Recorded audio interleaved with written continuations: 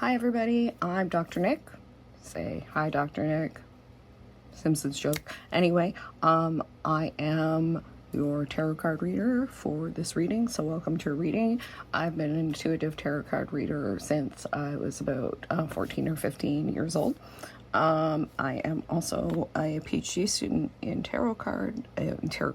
in science and technology studies. I wish I was a PhD student in tarot card studies. That would be much, well, I wouldn't say it would be much more interesting. I'm sure somewhere out there is a PhD in tarot card studies. Anyway, I'm a PhD student in science and technology studies, and I am here to do a reading, which is interesting actually that I'm talking about doing a PhD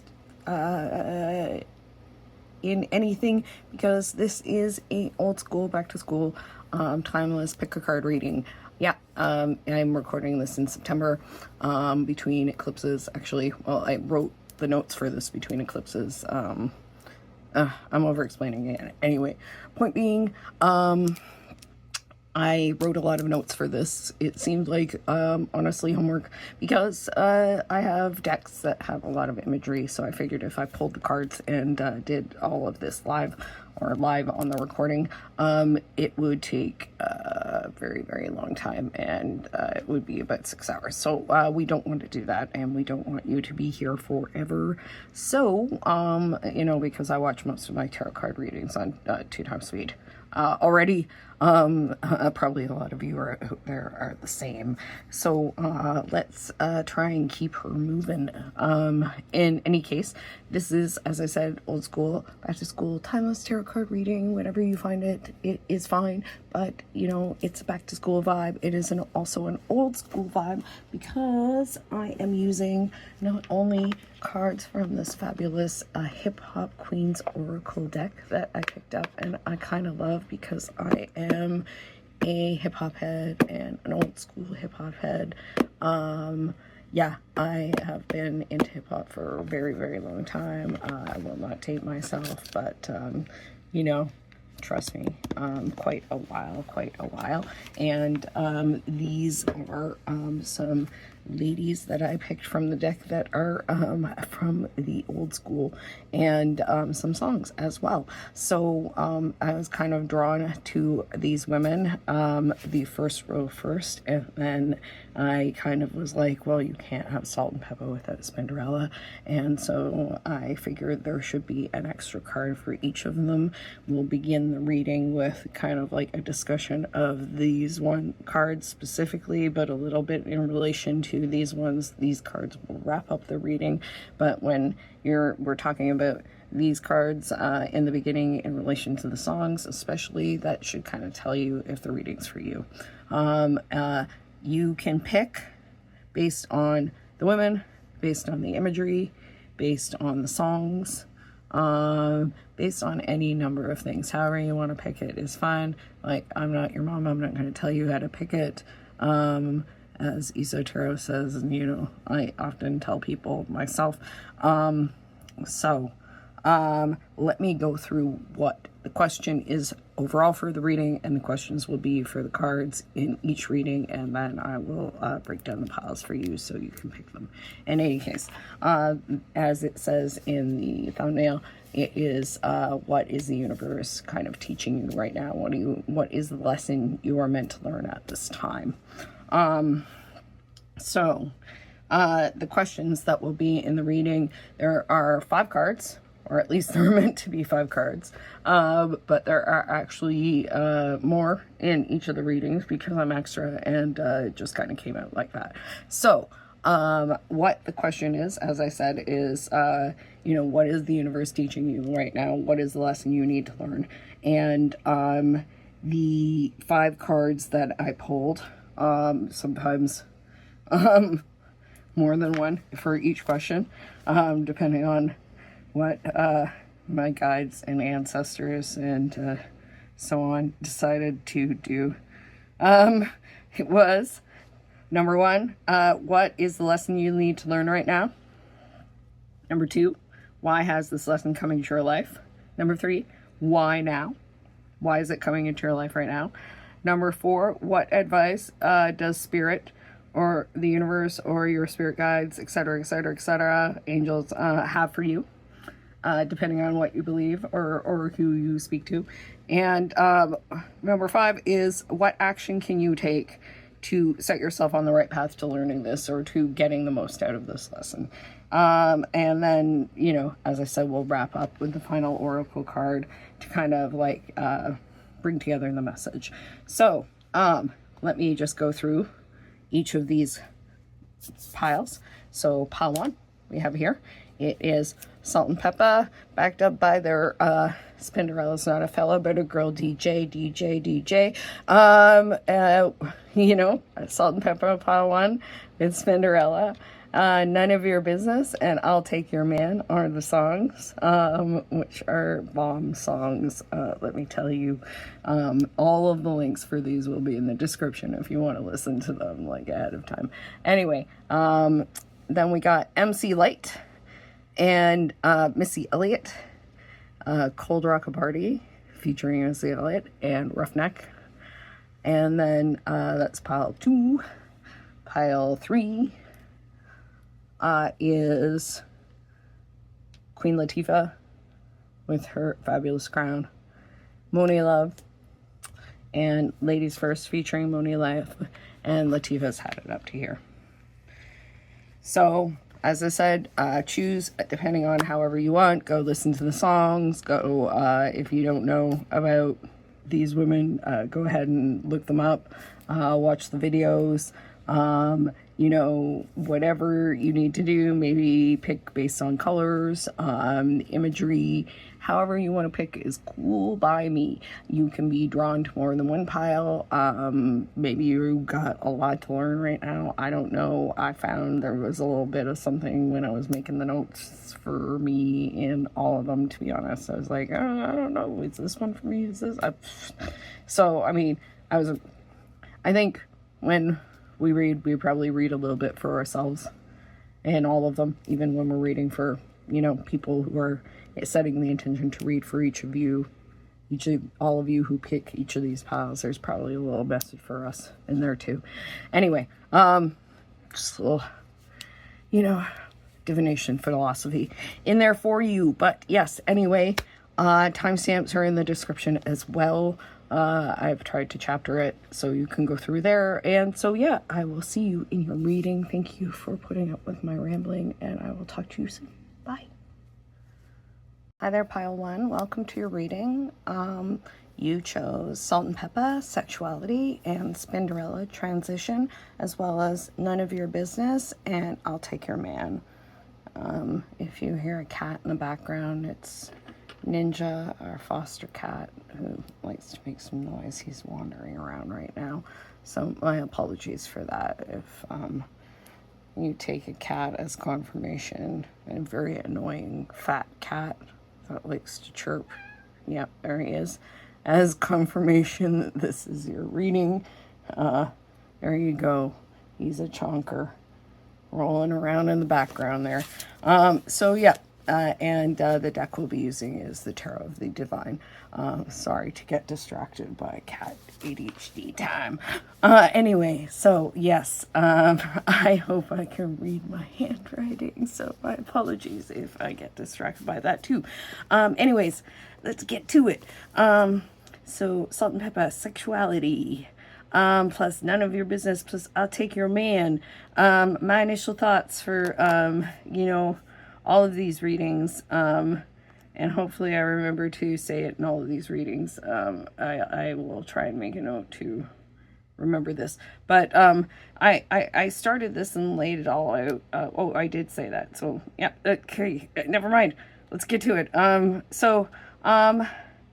laid these cards out like this and wanted to say, you know, immediately, like, some people have some opinions about how you're living your life or how you're feeling yourself these days, huh? Some people are thinking some things about you, and you know what I say and these cards say, fuck them and what they have to say about you, because you're awesome, and it's none of their business what you're doing. if you want to take a guy home with you tonight, as some of us have done in the past, let me say, it is none of their business, and Ninja apparently agrees with that. Yeah, Ninja says yeah. You know, you do you, and you'll take their man too. So sexuality and transition, you know, I mean, there's the obvious. I don't want to, like, you know, it doesn't have to mean the obvious, but it doesn't have to mean like an actual literal, you know, transition of sexuality. Oh, dude, 1 second, he's up on my chair, and I don't like that. It's very distracting to have like a giant cat vulturing behind you. In any case, yes, it doesn't have to mean the obvious sexuality or transition gender, etc., etc., etc. But I mean, it seems to me there's a change. It could be a minor shift in expression. And you know, oh, I've got like just I'm gonna have to cut things in here because I kept getting distracted by my terrible freaking handwriting. Yeah, minor shift in expression, major shift in gender, a life change, menopause, perimenopause. Some people are going through. It has to do with the lesson, or will relate to the lesson of you know, something to do with it is to do with sexuality, and made me think of Expression, the song Expression, which is like express yourself, etc., etc., by on the Black Magic album.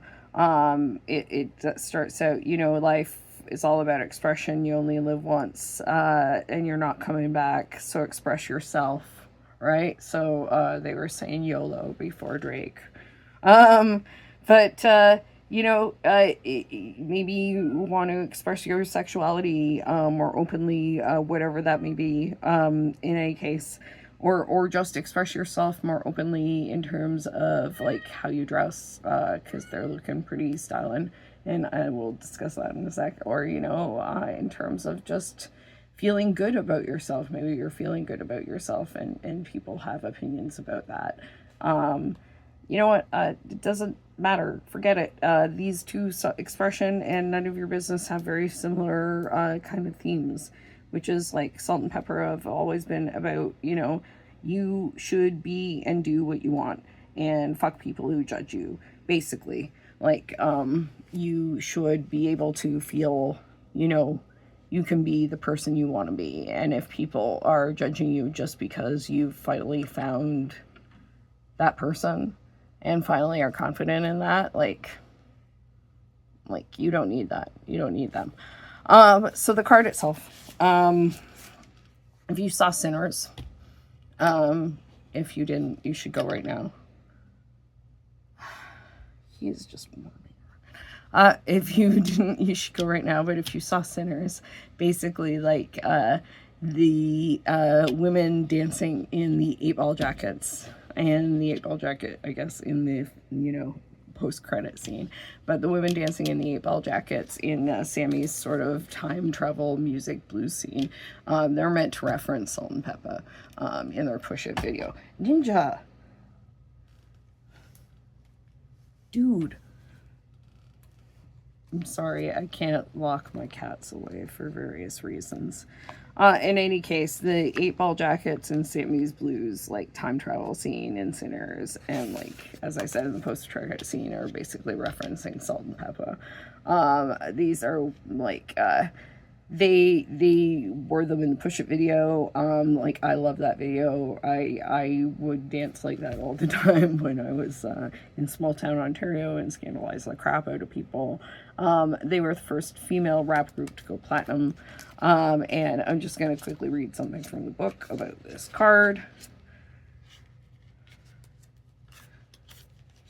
The keywords for this card are sexiness, intimacy, romance, sensuality, and expression.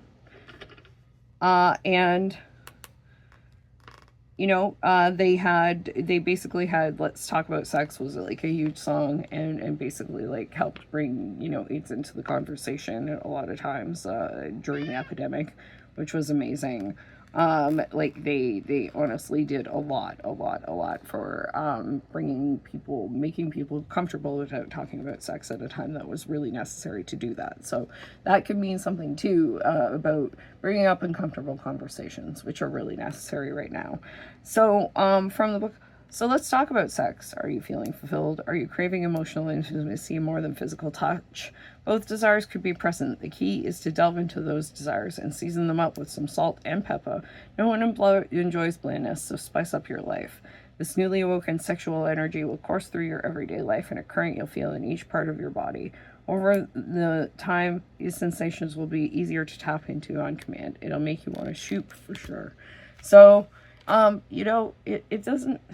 And this doesn't mean, like, necessarily, like, I mean, people will probably be like, Ninja, what the hell, dude?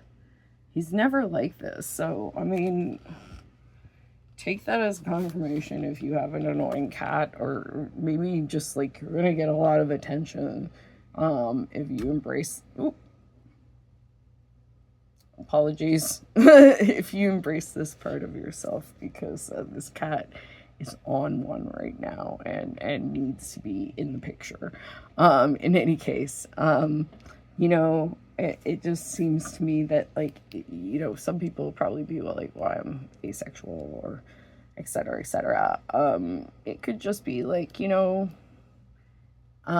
feeling good about yourself, feeling good about being asexual, even, like, feeling confident in your sexuality, whatever it is, even your lack of interest in sex, or your, you know, marginal interest in sex, or your conditional interest in sex, and not letting people make you feel bad about, you know, however your approach to sex is, or to gender, or to anything else. You know, like, there are a lot of different ways to be. And I think we're all sort of, like, feeling that out right now. And that's cool. And, like, let's just let everybody figure it out on their own time and in their own way. And let's not judge. And I think people are probably judging you for whatever transition you're taking in this way.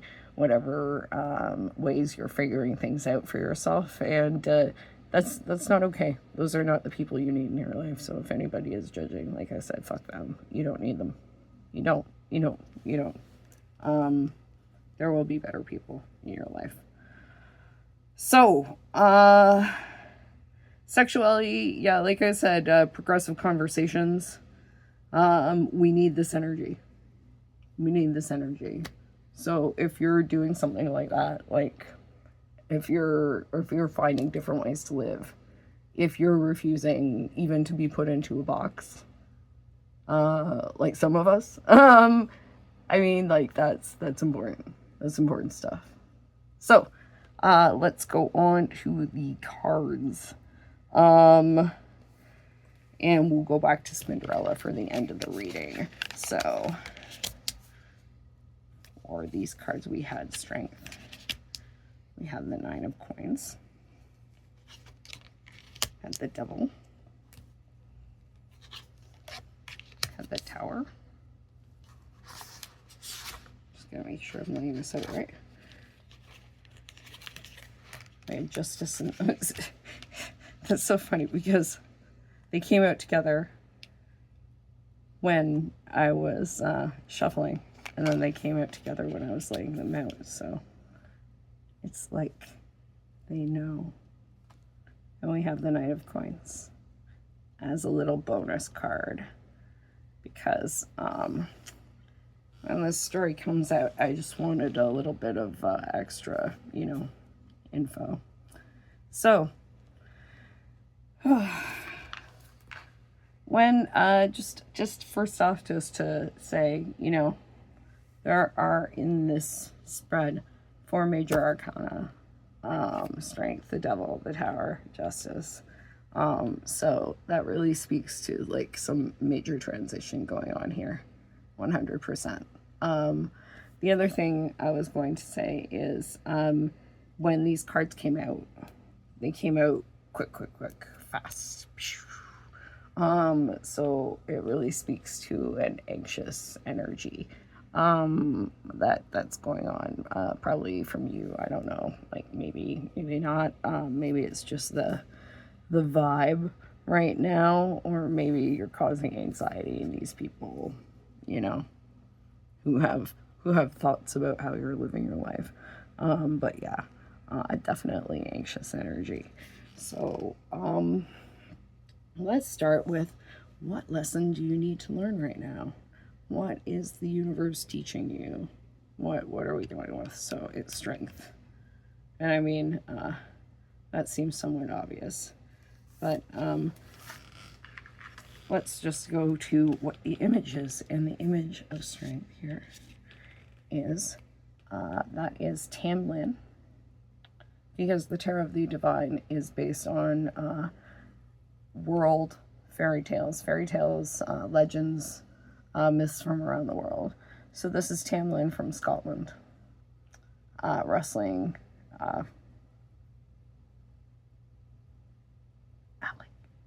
oh, it looks like an alligator card, but it's some other mythical beast, obviously.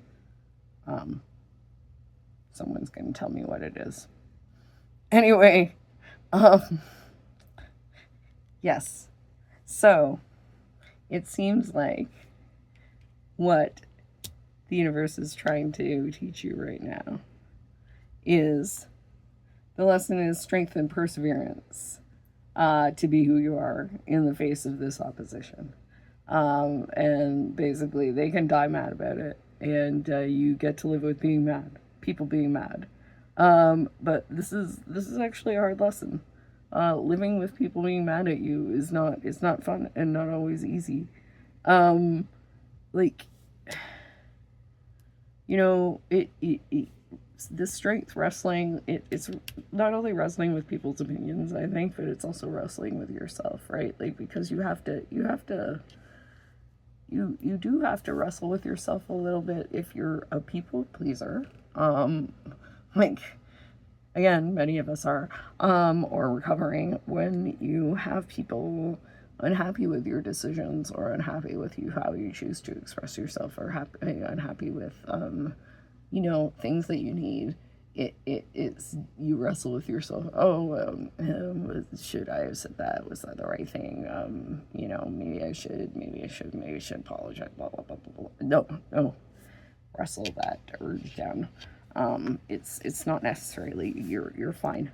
You're fine. So the lesson, you're doing the right thing to be like, forget it. Like, I'm doing what I'm doing, and it's not your business. It's not your business, like, how I choose to live my life. And I think the lesson really there is, like, you've gotta have the strength to be like, yeah, die mad about it. Forget it. Who cares? Who cares what they think? And that, you know, that's really freeing in a lot of ways. It's like, knowing that people actually aren't thinking about you that much, and if they are kind of obsessed with you, like, that's saying, or what you're doing, that's saying more about them than it is about you. You know, like, I remember telling my students, because I've been a TA for a little bit, and telling my students who are really anxious about speaking up in class or whatever, that, like, literally people are not thinking about you because they're so worried about themselves. And say, it sounds kind of terrible when I'm saying, like, actually that's really comforting. Like, if people are obsessed with what you're doing, it's because they're obsessed with you for some reason. Like, you know, like, let's be real. So, like, it's hard to find the strength to not worry about that and to do that. But, like, most people are not worrying about what you're doing because they're too caught up in their own shit. People who are leaving their own shit alone, or whose shit is basically you, that says something, right? Like, it says something about your importance in their life. So, I looked at the mushrooms here on this card and said, like, it's growth in the darkness. Like, not in the sense of, like, these mushrooms are actually in, like, the shade and not being fed shit in the dark, as they say. So this is like growth kind of in the healthy darkness. Y'all are little mushrooms. The growth is happening even if people can't see it. Like, you're growing. You're growing stronger and growing better, even if people aren't necessarily noticing it or seeing it fully right now. And like, strength isn't cruelty. That's a hard lesson too. Like, we see Tamlin here, like, using magic to subdue this creature, and doing it in a gentle way, and not necessarily doing it in a way that is like cruel, or in a way that is unnecessarily harsh or unnecessarily violent. So, like, learning to balance that when you're standing up for yourself is tough. Like, a lot of people, when they first start standing up for themselves, become like really aggressive about it, and it's understandable, especially if you've never got to before. So learning that too, I think, is that lesson right now, in terms of your expression, in terms of being who you are, in terms of like reclaiming or claiming the sexuality, or whatever transition, whatever expression you're in. Yeah, dude, I know. So, why has this lesson come into your life? The 9 of Coins, and the image here is the Vietnamese legend of the watermelon. Right there. Look at that little cat here. So, look at that little bird on the beautiful watermelons. Everything's cool. So this lesson is coming to your life for growth, for Christ's sake, like for FFS. Just like there's growth with the mushrooms and growth here, watermelons and watermelon patch and happy bird. So you can build towards this material future. It's hard work. It's not easy to grow watermelons for the emperor, which this guy is doing, but it'll all be worth it. Hiding your true self has probably halted your material progress. And like, I hate to use, like, I don't hate to use the word abundance, but I feel like it's just like, you hear it so much, and I don't want to be like abundance. But it feel like it gets overused a little bit, but that's abundance right there. Like, just so much beautiful, like, amazing greenery, abundant greenery. Like, you need to let people see you grow in the ways that you want.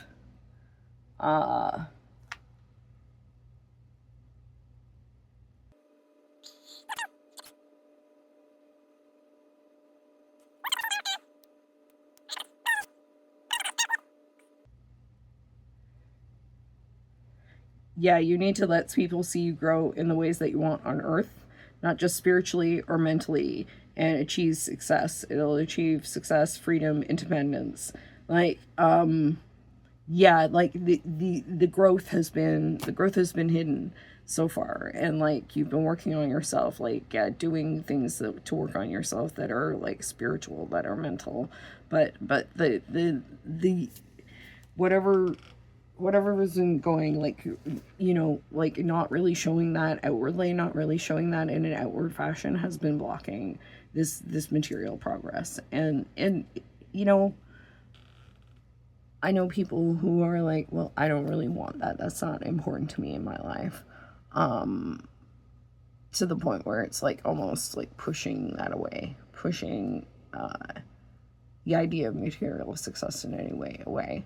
And I get that, but like, also, I remind you, if you feel like that at all, if you're like, I I just want to like do my thing and make people happy, and I don't really care about money, or I don't even want money. I don't want to be part of that. Like, I get that, but like, you also, like, we have to eat. So like, you want to be comfortable. And this is comfortable. Like, this is comfort.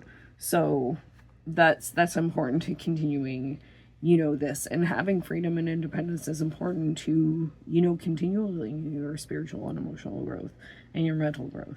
Like, this is really important. You can't live your life dependent on people.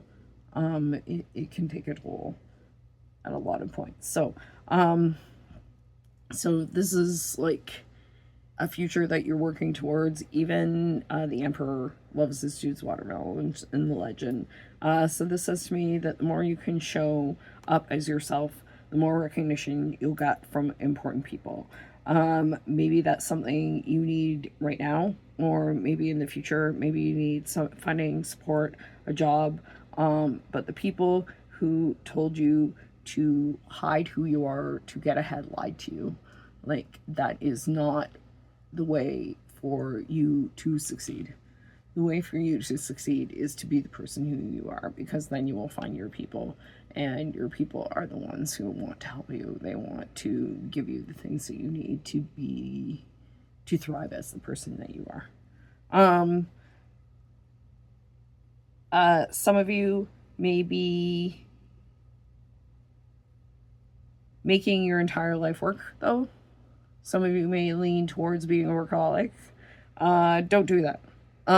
Yeah, like, I mean, it's great to, you know, love doing what you do.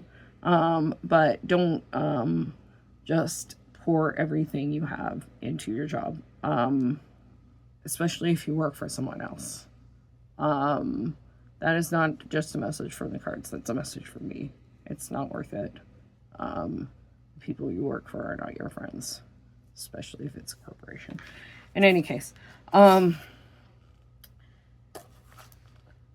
why are you learning this lesson now? This is the devil. This is Boitata from Brazilian mythology. The fire snake, Boitata, is a protector of the forest.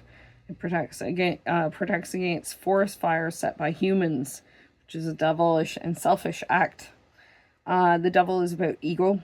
It mentions people setting fires, willing to lead. The book mentions the setting of fires, but yeah, it also mentions when ego and unwilling to leave harmful situations. So why now? And why the devil from this specific deck, which has like such a different sort of version of the devil, this like fire snake, which is not so much about temptation, but about protection when people do evil things, right? Like, why this specific one? Because, I mean, I could have picked another deck for this, another card could have come out, etc, etc, etc. I mean, like, choices, synchronicities. So why this? Why the Boitata? Now is when you need to learn to protect and defend who you are and what you want from those who would, you know, set you on fire for their own selfish reasons. Essentially, you need the strength to release what you need to release and move on. Essentially, like, this is a sense of these people who are whispering like the devil into your ear that, you know, you need to do things like, in order to succeed, you need to hide who you are. This is why now it's more important than ever. Like, this is the time to take the stand, is what this card says to me. This is advice I think we all need to take, myself included. It's really difficult, I think, to protect the person that you are from, like, the whispers of not only other people, but also, like, in the people who would also, you know, sort of use you, and kind of burn you up for their own reasons.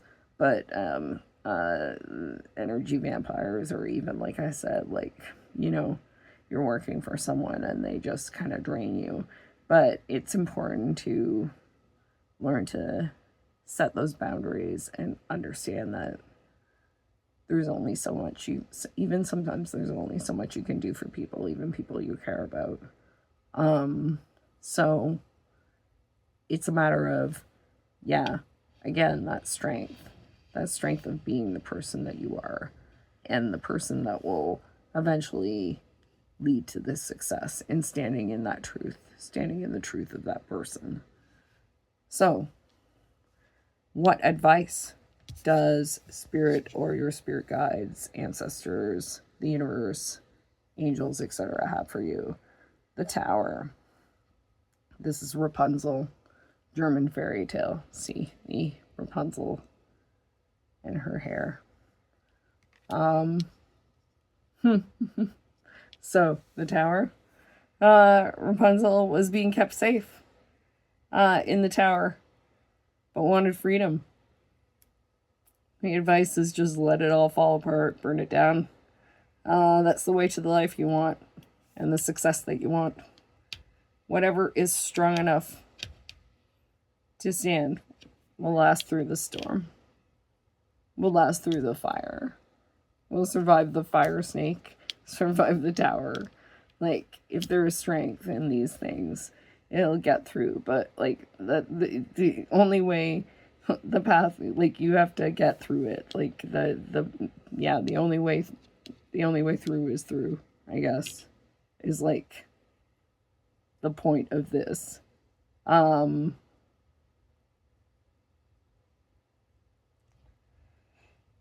Yeah, it's going to be, the path is not without difficulty. It's not without thorns, but we knew that from the Nine of Coins. The Nine of Coins is hard work, but this suggests that it's going to be perhaps a little more difficult than expected.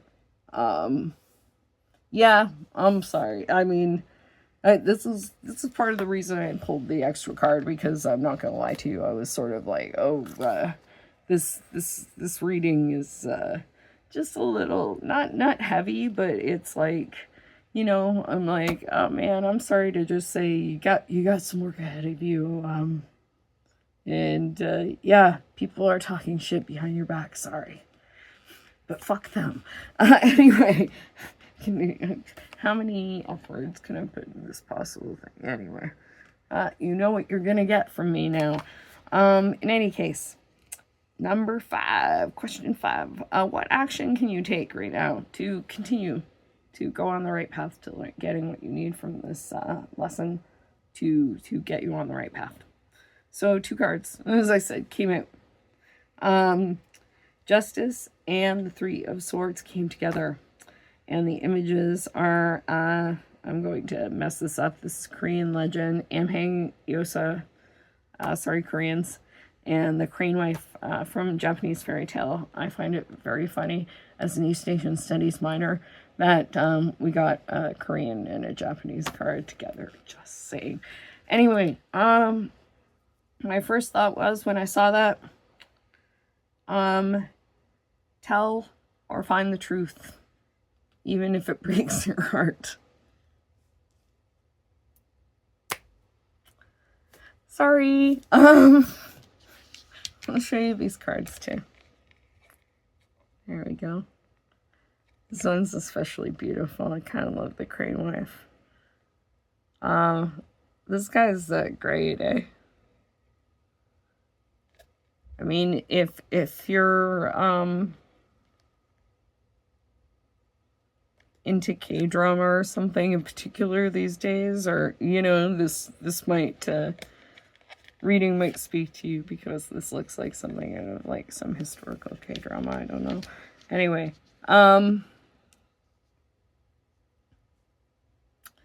yeah, it just says to me, like, even if it, breaks our heart, tell or find the truth. That's why I needed the 3rd card. Anyway, we'll get to that in a second. from the book, making decisions with all the facts and accepting the consequences is the Justice card. Equity and balance with a card of betrayal and heartbreak, but one between spouses. That may resonate. The two cards together suggests leaving situations without balance, even if it's hard, or finding a way to find harmony despite this collapse, and possible betrayal. Maybe your expression is seen as betrayal. Sometimes, when you change, when you become like different to people, when you are different as a person to people, they see it as a betrayal, because you're not the same person that you were. Yeah, so what I really see here is like it's just basically you either need to find equity and balance, find a balance in a situation that's a possible betrayal or just heartbreak and grief, or leave a situation where there isn't, that balance, where it's not going to be possible to find it. And that's hard. That's hard. It's hard to have to go through a point where you're like, okay, I have to let everything collapse to make sure that I get to a point where there is going to be healing. But sometimes that's what you need to do. And if it's tied to being the person that you need to be, the person that you are, the person that you truly are, like, there is nothing else you can do. There is nothing else you can do. Because that's a betrayal of yourself. If you choose to go back. Like, I don't think there's any going back from this personally. But like, if you choose to try and go back, try to go back from this transition, try to become the person that maybe they saw before. Like, that's a self-betrayal. And this is not about that.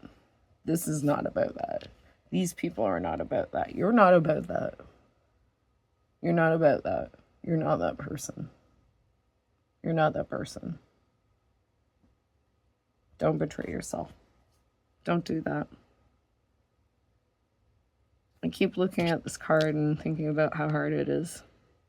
And like, I feel a lot for you because, like, trust me, I'm right there with you. But and the similarities between these two in so many ways, and the colors and the composition. Like, it's a rough go. It's a rough go. But I sense healing. And that's why I had to pull this card. I asked, what the result of this would be, because I was like, I can't leave them like this. I can't do that. That sucks. So I pulled the Knight of Coins, which is good news, I thought, in a little bit of a like tough reading. So this is Heitzi, I believe. Again, probably totally butchered that. An African Khoikhoi deity. And this is persistence again, and hard work and ambition. Like persistence from here, from strength, and the Knight of Coins. He is a warrior who can be as stubborn as an ox, determined in all things he sets his mind to. So it's connected to confirmation of your success in the Nine of Coins, right? That's you're on that journey. You're riding the ox, but it's an ox, so it's not gonna go fast. It's not a horse or anything. You're not in a car. You're not speeding on. You're riding an ox. And the ox is not to be messed with either. Like, you know, like, if you're going into war, I mean, ox will run when it needs to. It's just kind of stubborn, like the warrior here. So, you know, like, it's not the fastest way to get there, but if you need some strength, if you have to get through some shit, maybe the ox is the way to go. Maybe you want to be on the ox for this little journey. Maybe the ox can survive, you know, the forest fires people are setting and this tower. You know what I mean? The ox can survive a little heartbreak. The ox has seen some shit, okay? So it also says, as a result of learning that strength and persistence in being yourself and not listening to people who would dim your light and, you know, drag you down, you know, it's like a material success, some sort of thing that you're going to have that will allow you to build something you can build from, build a base, have some comfort, have some stability, have something to come from this. And it is so directly tied to being you, to being who you are. I can't stress that enough. So, to wrap this up, we'll go to Spinderella and transition. So, from the book,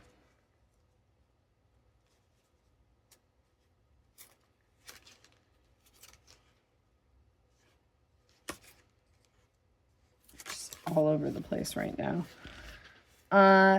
Transition, the keywords for that card are movement, changes, new beginnings.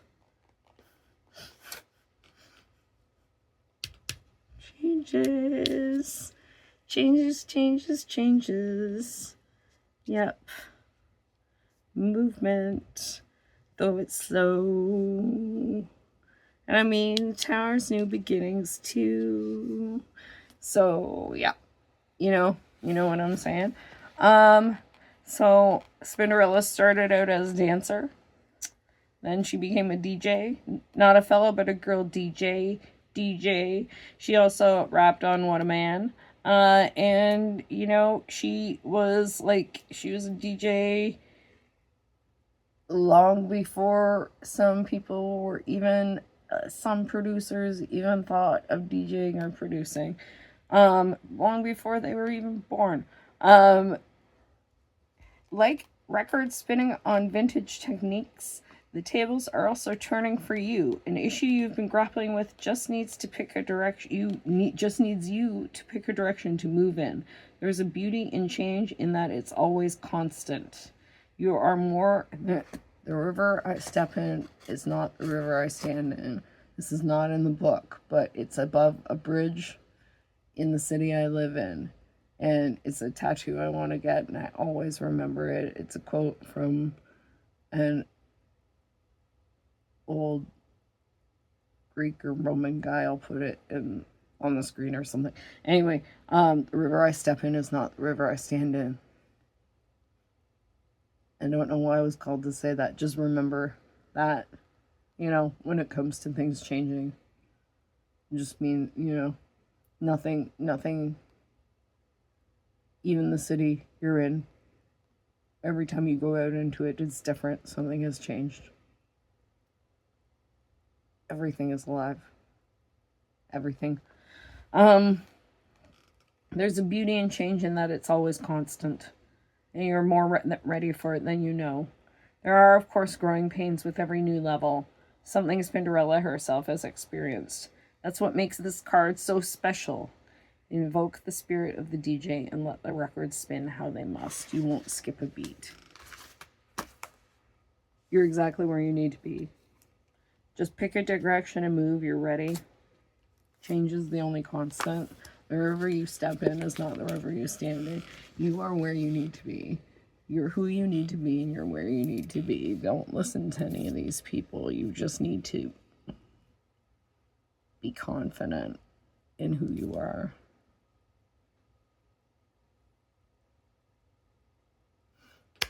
Thank you for letting me read for you. That's your rating. Please like the video. Please subscribe if you want to see more of them. Thanks so much for putting up with me. I hope you enjoyed it. I hope I will do more of these. I hope it was useful for you. And yeah, if you are sticking around for more, I'll see you in the other ones. If you're done, I will see you in another video. Bye. Hey there, Pile 2, and welcome to your reading. If you chose MC Lyte skill, Cold Rock Party, Roughneck, or Missy Elliott Innovation, I'm going to read you cards from the Mythic Tarot, which is the first tarot deck I got, actually. So I will talk a little bit about this card, about MC Lyte, and the card in relation to the Missy Elliott card and the songs, in particular, sort of my first impressions of the card themselves, to make sure you're in the right place, or to give you sort of an impression of where this is going. And then I will get into the cards that I pulled from the Mythic Tarot. A couple of things that I just sort of feel called to say about this tarot deck. A lot of the time, people are often like, what's a good deck to start with? I don't like the options that people often say to begin with. So, I would say if you're into myths, or you are familiar with them, or you're particularly like narratives, or find them easy to follow, or that's helpful for you in learning something, then this tarot is particularly good, because these are based, like, this is a deck based around Greek myths, and each of the suits follow a specific story. So the storyline is kind of easy to follow, and it allows, the imagery kind of allows you to follow a story through each suit. And a lot of the major arcana are very familiar kind of figures in mythology, in Greek mythology. So yeah, you'll see some of this in this reading.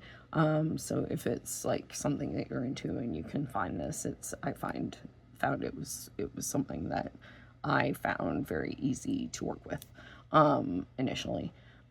Secondly, I've heard a few people talk about how there's this idea that you need to be gifted a tarot deck to start reading tarot. For some reason, I feel like I should talk about this. This is like I said, my first tarot deck. I was not gifted this deck. In fact, someone else was gifted this deck. This deck was gifted to my brother by my dad's cousin, Anya, who we called our aunt. Anya gave this to my brother, and I knew that he was never going to use it. He was just not, this is not at all his thing. He just was going to let it just sit there. But it was my thing, 110%. And so I just stole it from him. I just took it and never said anything to him, because we did not get along at all until, like, basically we were both out of the house. And this tarot deck has always worked amazing for me. I used to read people's cards in high school, and they were like, how do you know that? I didn't use the book very often. I was told not to from like very early on in my tarot reading. So I don't know why I felt that I should mention that. But, not only do you not have to be gifted tarot, but if for some reason you had to steal it or took it from someone, say that, you felt was not deserving of the cards for whatever reason, feel, okay about it. If you hear yowling in the background, I have cats. Hugh Padfoot, who was named by children some time ago. In any case, I have cats that are resistant to being quiet or calm at any point in time, or locked away. In any case, apologies for the cats. If you have annoying cats, as I said in the first reading, please take that as confirmation. If you have an annoying black cat in particular, who is a habitual line stepper. Anyway, enough about me. Let's get to the cards. So, hello, baby. Yes, hi. So, MC Lyte, skill. When I first looked at this, or pulled this card, or looked at it in relation to, like, the reading and laid it out, it was sort of like, I looked at it and kind of, the words that came to mind were, like, level up. Level up in a video game, or level up in life. And, sorry, it's my first coffee, or second coffee. Lord. Anyway, so, like, look at, you know, look how serious she is. She is a skilled lyricist. She's also, like, look at the calculator. She's calculating her percentage. She's serious about getting her bag. She's not going to be denied anything that's owed to her. And as I learned in the first reading, my apologies if I pause, or there's skips in the video. I may have to do that because sometimes I can't read my handwriting. It's a real freaking problem. As I noted before, because of the imagery in these cards, I had to take, you know, notes, so we're not here for all of eternity. So skill indicates skill that you have, but skill you're always improving. You're never done learning and growing. That's the kind of person you are. And I love this, because this is something I try to do. I try to be like this. I aspire to constantly be like this. And I think that's really important. Because, if you're never stagnant, if you never stop learning like this, I think it really keeps you young in a way, and it stops you from being, you know, one of those people who gets so stuck in their viewpoint that it's impossible to talk to them. So not only does it make sure that you're the kind of person who is you know, skilled, who is known as a person who is top of their game, but it keeps your mind open, I think, because when you learn new things, it not only is like keeping you having new information, but it's like that neuroplasticity thing, right? Like it keeps your brain moving. And I think there's something to, you know, just like keeping your mind open too. I mean, there's a lot of skilled people who are not particularly open-minded, but I think that when you learn, and I think it's tied to the innovation, like I think it's hard to truly innovate without an open mind. Like you would say, oh, well, this technology, that technology, and like, I don't want to get on my soapbox, but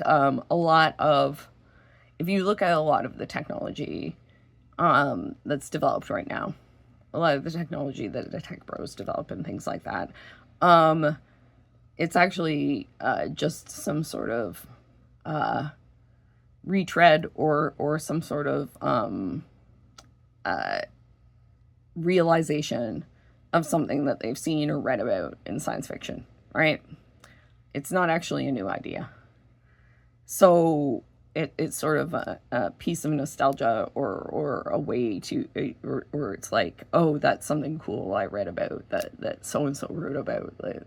Let's make it reality. Like, you know, tricorders in Star Trek turning into cell phones, right? Flip phones. So, or smartphones like pads, iPads. So, like, I think true innovation requires, like, really imagination and an open mind. And I think those go hand in hand with skill. So it's interesting that I chose these together because it was sort of like due to the song, and not necessarily due to this collab, and not necessarily due to like that sort of thing. But this collab, you know, is not only the bridging of new and old, right? Old school, new school. But that skill and innovation from the old school and new school, which is kind of cool, right? That acknowledgement of like having both in those places. And that's I love when this happens. That's just what I was talking about, right? Because, like, not to date myself, but I am older. And, you know, I was actually thinking when I was talking about that, like, it keeps you young. It makes you able to communicate with people from younger generations. And bridge that gap, right? Like, you know, despite generational differences, despite differences in age, like, there are a lot of people who are my age who just are not able to communicate with people who are even a little bit younger than them, a decade or you know, less sometimes, because or just talk down to them in a way because they don't think they have the same experience, or, you know, whatever, or don't have the same concerns. But like, it's like all of our experiences and concerns are basically very similar at their heart. It's just the circumstances are different. I'm going on a tangent. Anyway, back to this. Skill and innovation. Yeah, you don't get stuck in old ways, old beliefs. I was writing, like, I was doing this reading around the blood moon eclipse. And now I'm recording this around the eclipse on the 21st. Well, on the eclipse on the 21st. So, that's a lot. But anyway, the thing is, like, there's a lot of talk of shedding beliefs and old patterns for good, and for the greater good, and for your own good. And I think this is something that you, the collective who's watching this, do easily, or it's something that you can do, like, not necessarily easily, like, it's no big deal, like, I don't care, but it's something that you do more easily than other people, maybe, or it's something that you have become good at, or you find new ways to do things like that easily, or new ways to innovate easily. You find new ways to do things easily. And these cards and these songs, I see a few messages in them. Just gonna get a drink of water real quick. Excuse me.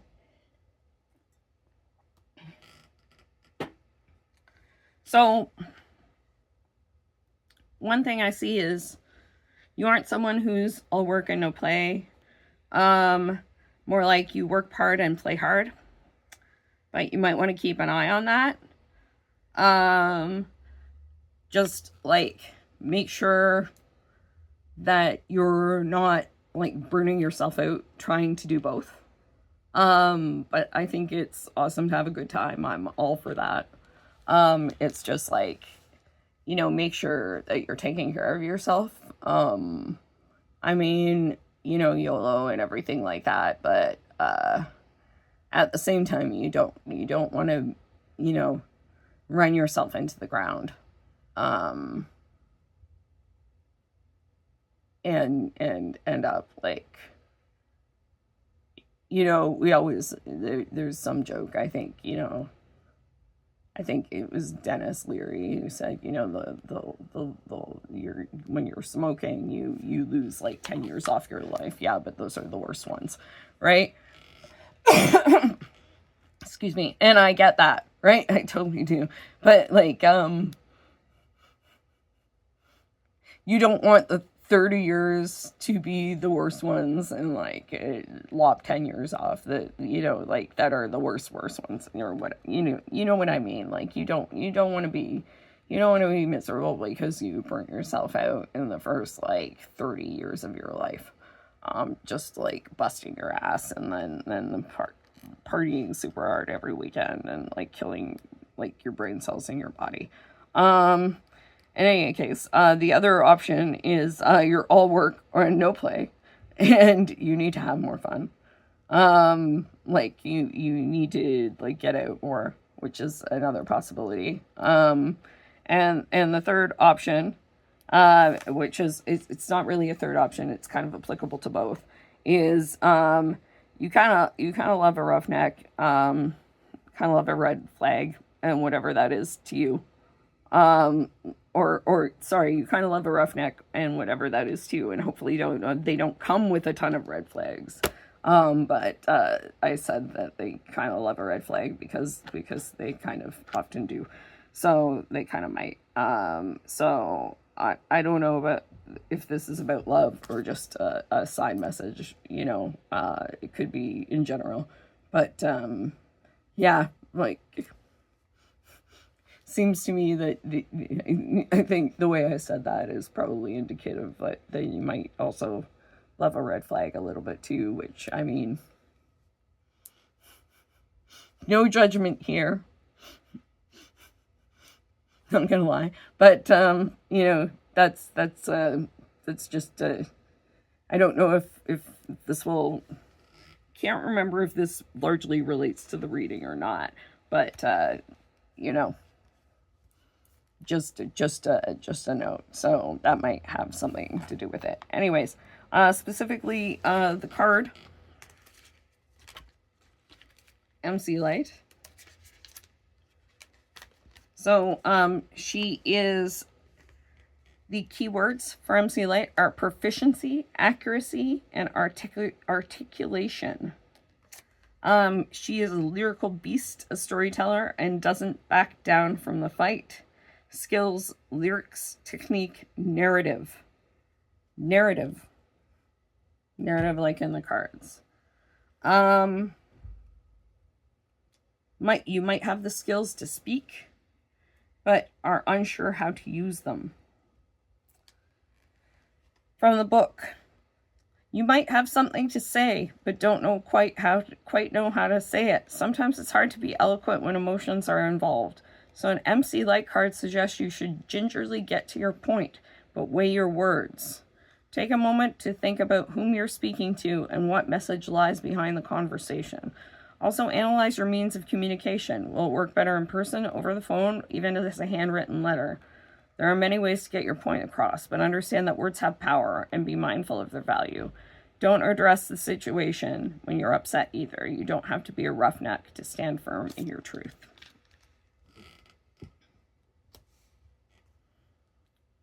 Words have power and be mindful of their value. That seems particularly important. Accuracy makes me think of, in science, how a lot of research right now, a lot of research that I hear about and that people do, and that the researchers downplay significantly, is about improving measurements or accuracy of, you know, certain instrumentation in scientific research or in scientific work. And it sounds boring, and the researchers, as I said, downplay it and say it is. But when you ask them why it's important, like, they will say things like, well, this will improve the accuracy of hearing aids by X amount. Like, people will be able to use hearing aids and hear better. Or this will improve the detection of certain types of, you know, disease by X amount. And you're like, oh my God, that will, like, change things for massive amounts of people, right? Like, that's hugely important research, like making people who want to use hearing aids, who have, like, you know, limited hearing, and that would make a huge difference for them. That's just massive, right? And they're like, oh yeah, I never thought about that before. And they're saying their research is boring. So like, there are times when messy imperfection is okay. And there are times when accuracy makes a huge difference.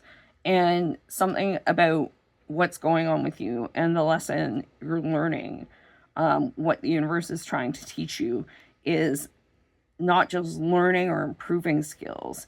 It's honing your craft and being precise about what you say and what you do when it matters.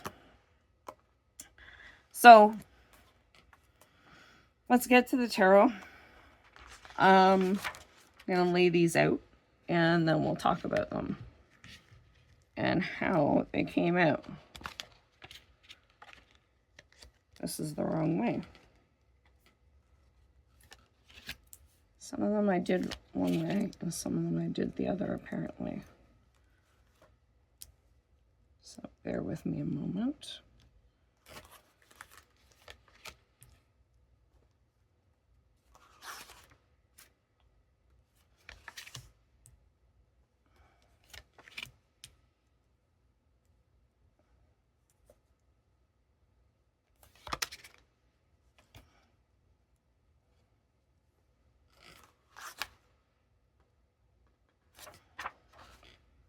I have to arrange these a little bit more because you got so many cards,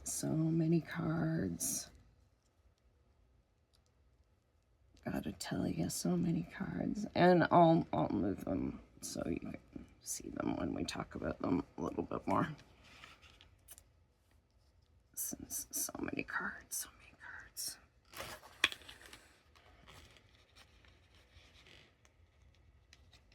Sorry, this is taking a moment.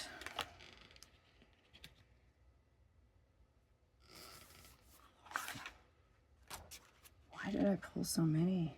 Why do I hate myself? Or why do I hate myself? Why does Spirit hate me? Okay, I'm joking. Oh, they love me. They love you. How much they love you, that they're giving you all of this information for me to translate for you. Oh. I gotta cover up something. One second. I forgot. Just in case. For later. I got Naked Lady. Naked Pandora. Just cover her up. There we go. Alright. Oh my lord. Okay. I mean, I don't think I'm just gonna move that. Fine. So I don't think it's gonna actually matter, but you never know. So my apologies. Okay, so that took a minute, but so we have, oh my lord, we have the Ten of Pentacles, the Hangman, Two of Cups, Page of Wands, Five of Pentacles, Six of Pentacles, Ace of Wands, the Chariot, and as bonus cards, the Star and the Moon. Whew. Okay. So,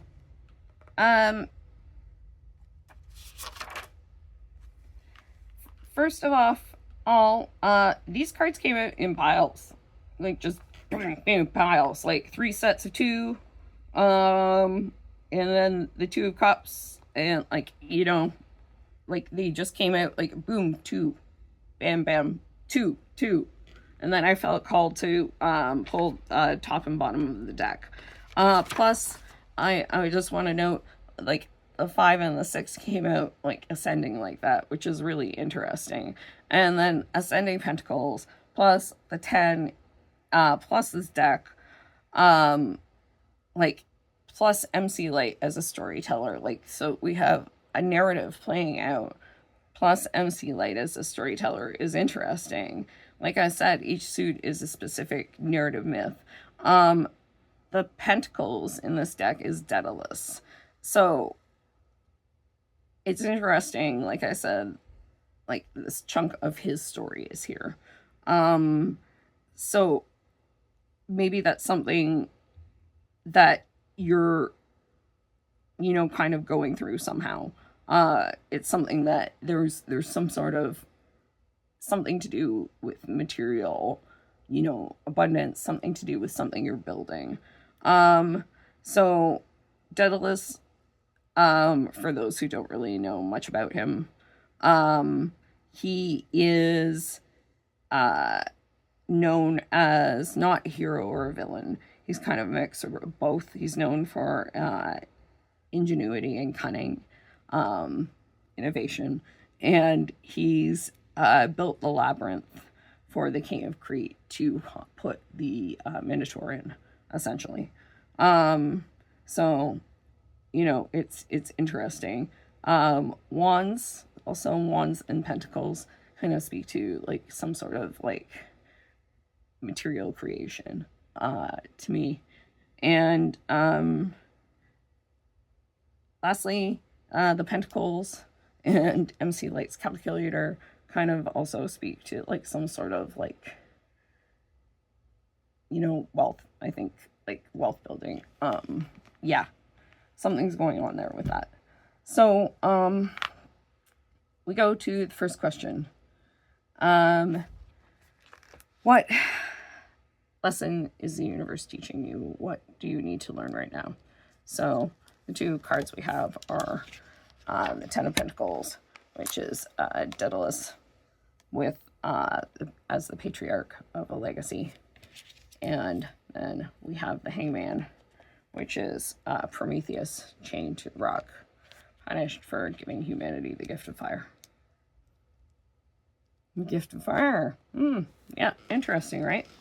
So the immediate message is, if you want this success, this culmination of skills and talents, the legacy you worked for, you must develop patience and surrender to the process. And that's the lessons, essentially, is like, to get something of great worth, you have to develop patience. I'm also called to say that to look for what you have in life. That's part of that success and happiness that you have right now. Don't dismiss or neglect that. You might be missing it when you get to that point, if you tend towards workaholism. So there might be something that you have right now that is or will be part of this legacy, like but, and I don't know, like maybe there's someone who's part of your family, maybe there's something that you have already, a home, part of your life, friendships, something that you value already, that you can take forward into this. But, you know, if, like, yeah, if you don't pay attention to things you want to bring forward with you, you could lose them in the meantime. In any case, Prometheus here with skill and innovation. And the words where they are, the cards where they are, essentially, he, like I said, he stole the gift of fire to give to humans. So this is, sort of, speaks to a sacrifice for a greater good. There's also something here in the lesson about giving up things, sacrificing for your own development to get the life that you want and the comfort and material wealth that you want. If you can manage to look for the beliefs, the attitudes, the relationships, the temporary comfort that you can sacrifice, whatever is holding you back from developing the tools, you need to build the stability and security that you want. You can go on to create a legacy that will impact generations. like the generational wealth or a generational legacy. However you want to do that. But it requires a certain sacrifice. It requires, like, not only surrendering to, you know, patience and process, but giving up certain things that, you know, that are not necessarily easy to give up. It requires sacrifice.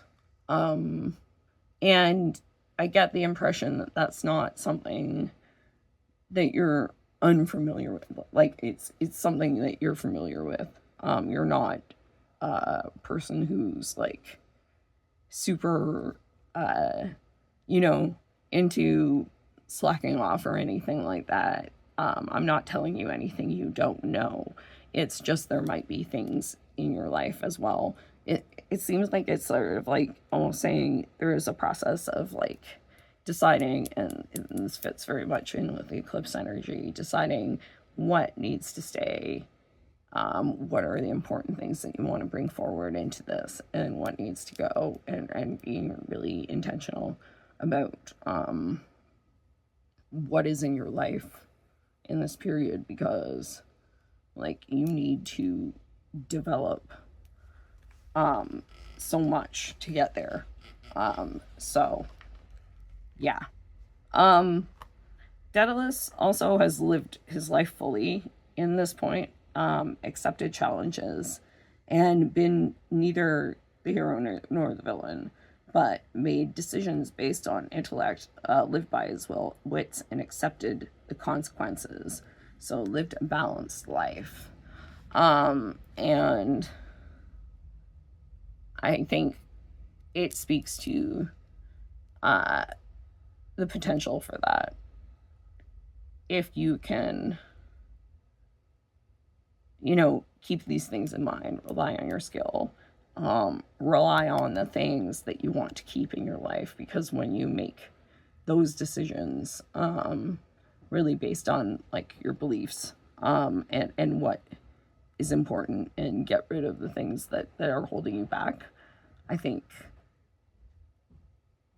yeah, or even just sacrifice what's unnecessary, and keep only the best things, or even sacrifice, like, something for the greater good. I mean, I can't even think of an example. I mean, like, a really ridiculous example is, like, I guess, like, I had to write, you know, my MA paper, right? Like, I mean, my major research paper, and I had to just finish it, and I really like to, you know, watch TV. You know, I really enjoy my TV shows, and I like to watch them, like, as soon as they're uploaded, or streaming, or, you know, on television. Watch them live, and I had to just get this done, and so I just spent a week, like, in writing jail, and it was the worst week of my life. I was writing, like, 14 hours a day. It was terrible, but I got it done. And so probably more than 14 hours, to be honest. But I mean, like, that was a sacrifice I had to make, where I was just, you know, that was all I did, because that's what needed to happen to get it done. And, like, sometimes you need to give up, like, literally everything in your life to do something. Sometimes you need to give up just a few things, but, like, it seems to me that you're in a place where you need to give up. Maybe you don't need to be in writing jail, but maybe you need to get rid of some things to get to this point. So, why is this lesson coming to your life? Two of Cups. Now, this is Eros mistakenly falling in love with Psyche when he's been sent to kill her. So that's interesting. So this says to me that a catalyst for change entered your life. And that's why. Probably a person, could be a situation, and it was kind of an emotional blindside. So as you notice, this is not like the usual Two of Cups right here. It's kind of like the Lovers in this deck. which is not at all the usual lovers either. So, whenever this comes up to me, it says a union and decision, right? Like there's both union coming and maybe a decision to be made as well. But it always says to me that something's being hidden. Like you're not seeing, the full picture is not there. There's something that's obscured from view. Or alternately, there's something you're choosing not to see. There's something you're deciding that you're going to be blind to. So essentially, in this situation, as I said, Eros was supposed to kill Psyche, but he pricks himself with his arrow and falls in love with her. And he is the spirit of love who has never loved anything or anyone before. So whatever this relationship is, and whatever and whoever it's with, and however it enters your life, this is why it's learning. This is why you're learning this lesson. This is why the universe has made you learn this lesson. And it's likely making you learn others. I don't want to put any labels on this because I don't know, because this could be a relationship with anything. This could be a relationship, like I said, with a person. This could be a relationship with work. This could be a relationship with, your art. I don't want to say you take it how it resonates and apply it to whatever situation you have. But I want to note, Eros forbids Psyche from seeing his face after they're married. And again, he's, coming behind her.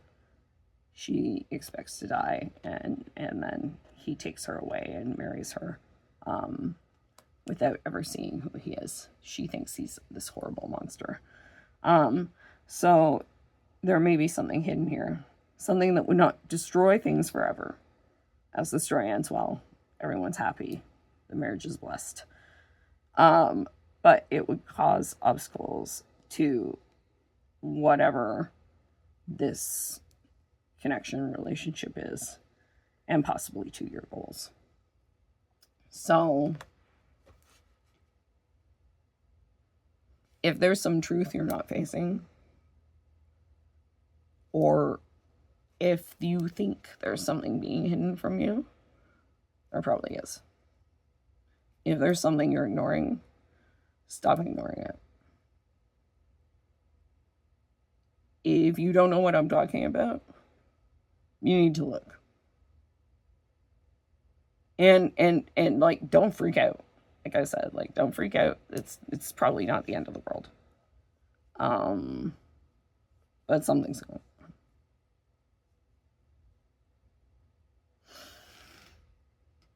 Just something. Not anything that will end the world, but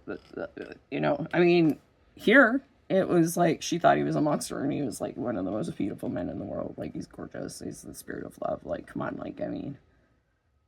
turned out pretty good for Psyche. So, don't freak out. It could be an Eros level surprise. So that could be fine. So why now? Page of Wands. Image is Phrixus. Let's hope that's right. Rescued by Zeus on a golden ram. The golden ram that became Jason's golden fleece. So, why now? You needed to reignite your spark. Your spark may be low, might be lost, but you needed to be spurred to action. You were maybe just stalled for a time.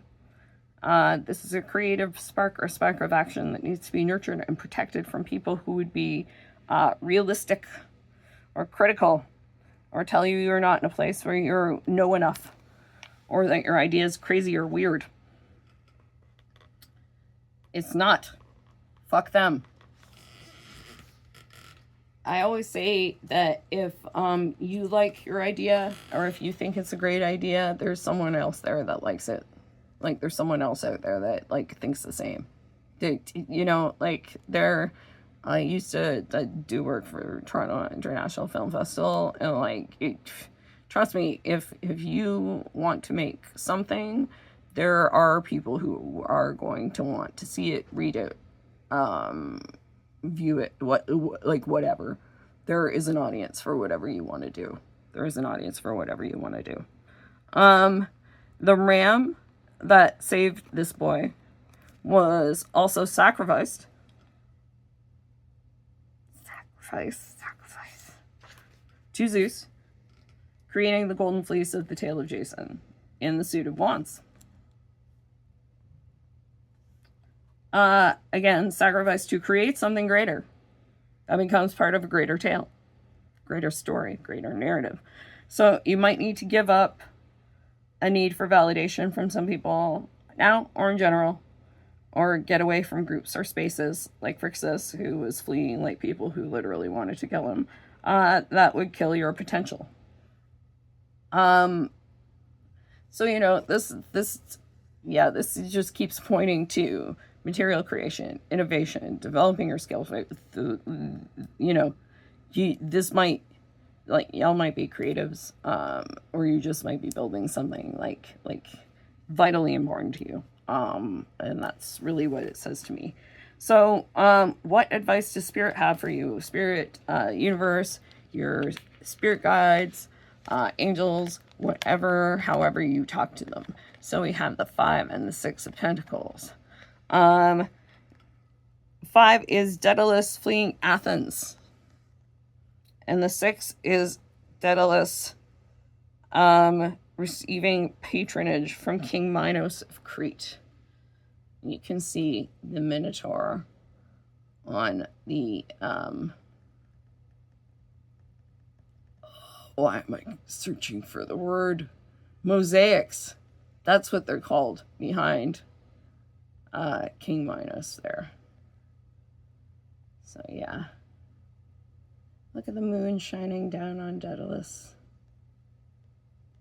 I'm like, it's okay, man. I gotcha.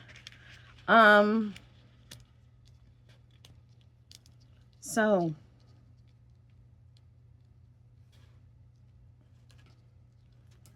the advice that I don't know why I'm being so picky about this. I'm just gonna pick them up anyway. This advice is like, because of these cards ascending, is like, keep moving, come in out of the cold and ask for help. Like, just you gotta ask for help. And I know I don't want to do that. It's hard. Trust me, I get it. But ask for help. Mentor, ask for help from spirit guides, your ancestors, whoever. And ask for help from your ancestors, please, because it does work. You will hear from them, trust me. But ask for help. You may have had a loss of faith in your abilities. That's Daedalus leaving Athens for sure. I see this more as a financial reversal, but like a loss of faith is entirely possible. It may have been, but if you feel this way, like if there was a collapse, financial or in terms of like your confidence, it may have been because what you were working on wasn't stable to begin with. Like, you can put everything that you want into something, but if the place you're working for or the people you're working with are if the whole place is fucked, like, you can't do anything about it. Like, you can work as hard as you want, you can have the best ideas, but you can't save a sinking ship. Like, you need to remember that. Also, the 5-6 progression says to me that any losses right now is temporary. Help is coming from powerful people. That's what it says, from powerful people. If you're willing to ask for it, like, your faith will be restored. There are people who are coming who have the resources to help you, who have the influence to help you. If you're in a pretty good place, if like this does not resonate in terms of like you being, you know, reversals or whatever, this could indicate that you need to be willing to share your skills with others experiencing hardship. Maybe you need to be the mentor or the teacher. again, Crete is where Daedalus built the labyrinth for the Minotaur. So,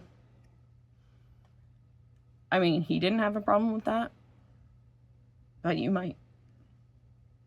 You might be like, hey, Minotaur didn't ask to be the Minotaur. So, be sure when you get help, or someone offers you the job, or whatever you choose to do, be sure you know what you're agreeing to. Read the contract. Ask the questions. Don't come from a place of desperation. Like, asking for help is fine. But people get to determine what help they offer you, but that doesn't mean you have to accept everything that's offered. It's not ungrateful to say no to something that takes advantage of you or doesn't work for your morals or values. I don't know why I felt I had to say that, but just so you know. Yeah. Okay, so what actions can you take at this time to get on the right path to learning the lesson, to getting the most out of this lesson, to learning what you need to know? I'm gonna stop fussing with the cards. So these came out together: Ace of Wands and the Chariot. And so the Ace of Wands is Zeus with golden fleece in the world, being, Zeusy. And the Chariot is Ares, god of war, in Chariot. So that says to me, get to work on that idea that you have as soon as possible. You have something in mind, this spark you're protecting, like this little tiny little idea, this Phrixus that you've taken away from people who want to be realistic, want to tell you what you can't do. You got it off to the side somewhere. Now's the time to make it happen. You make one decision about it. Take one decisive action towards it.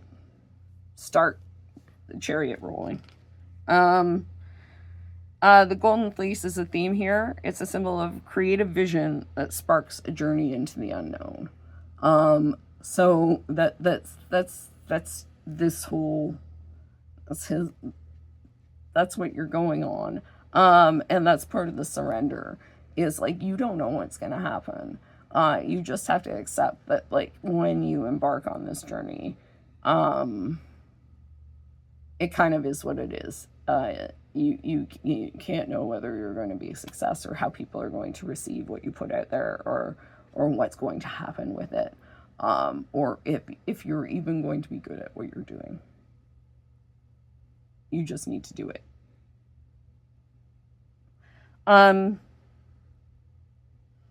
Be ready to fight for your vision and your goals. And it's kind of funny, some of this came up in pile 1, and I suspect it'll come up in pile 3. It's similar themes.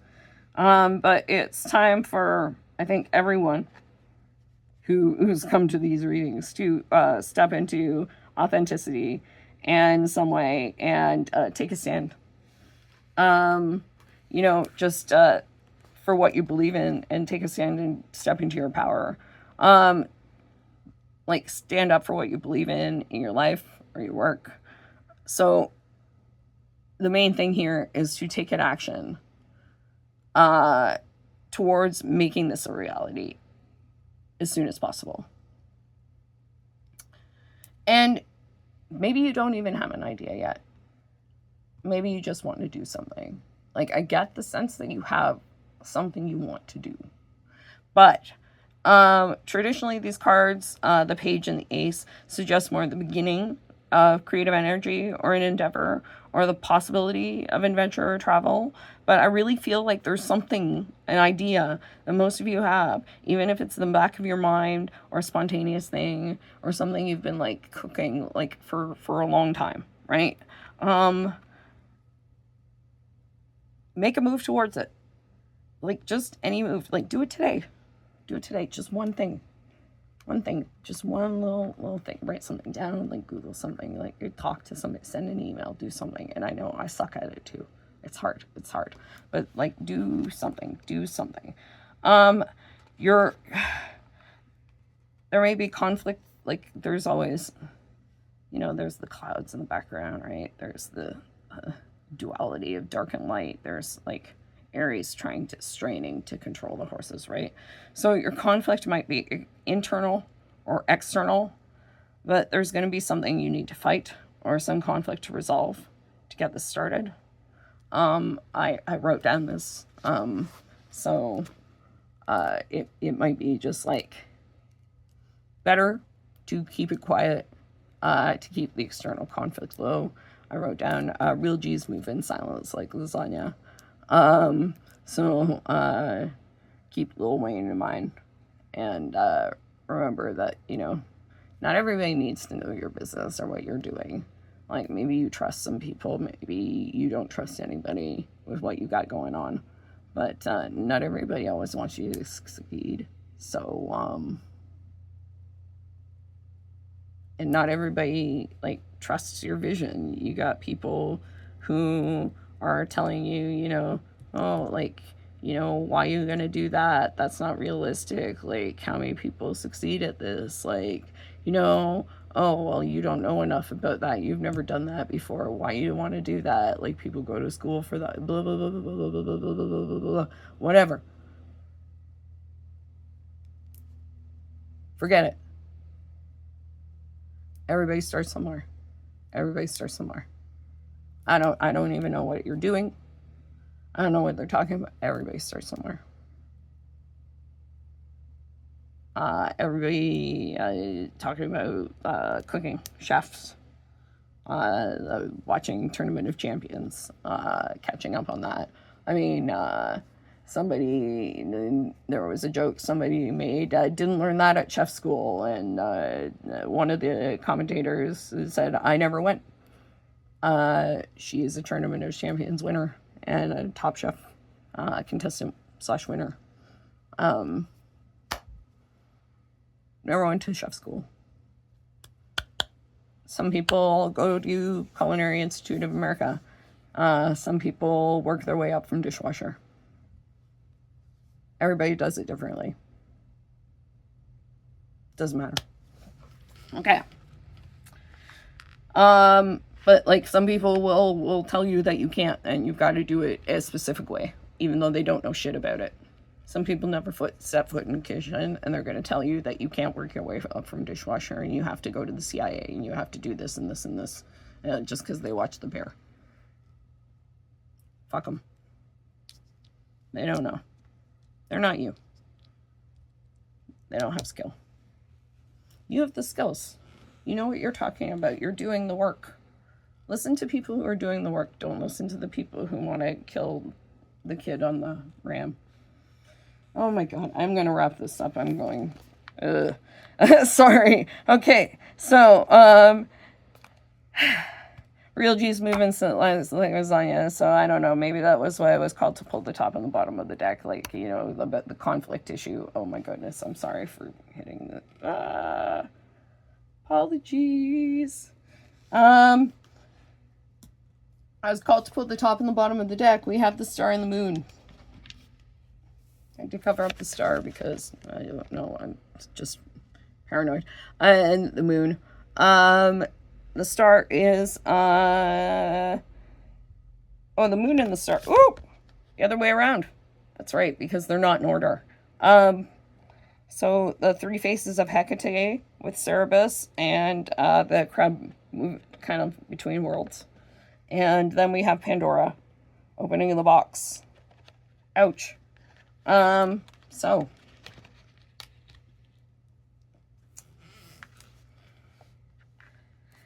I put them in the order that they come in the tarot, actually, which is not the order they came in, which I noted is interesting. So they came out in reverse order, which is the moon and the star, but they would normally come, like, in the order of the tarot, the star and the moon.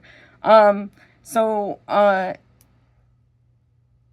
it's interesting that they came out like that, but what this says to me is, you know, it's kind of a confirmation of some stuff I was saying earlier, which is basically like, don't dismiss the weird or esoteric just because you feel like it's too weird or esoteric in your work or your ideas or other people's ideas. I'm not sure why it came up, but maybe it's part of why you're meant to shine.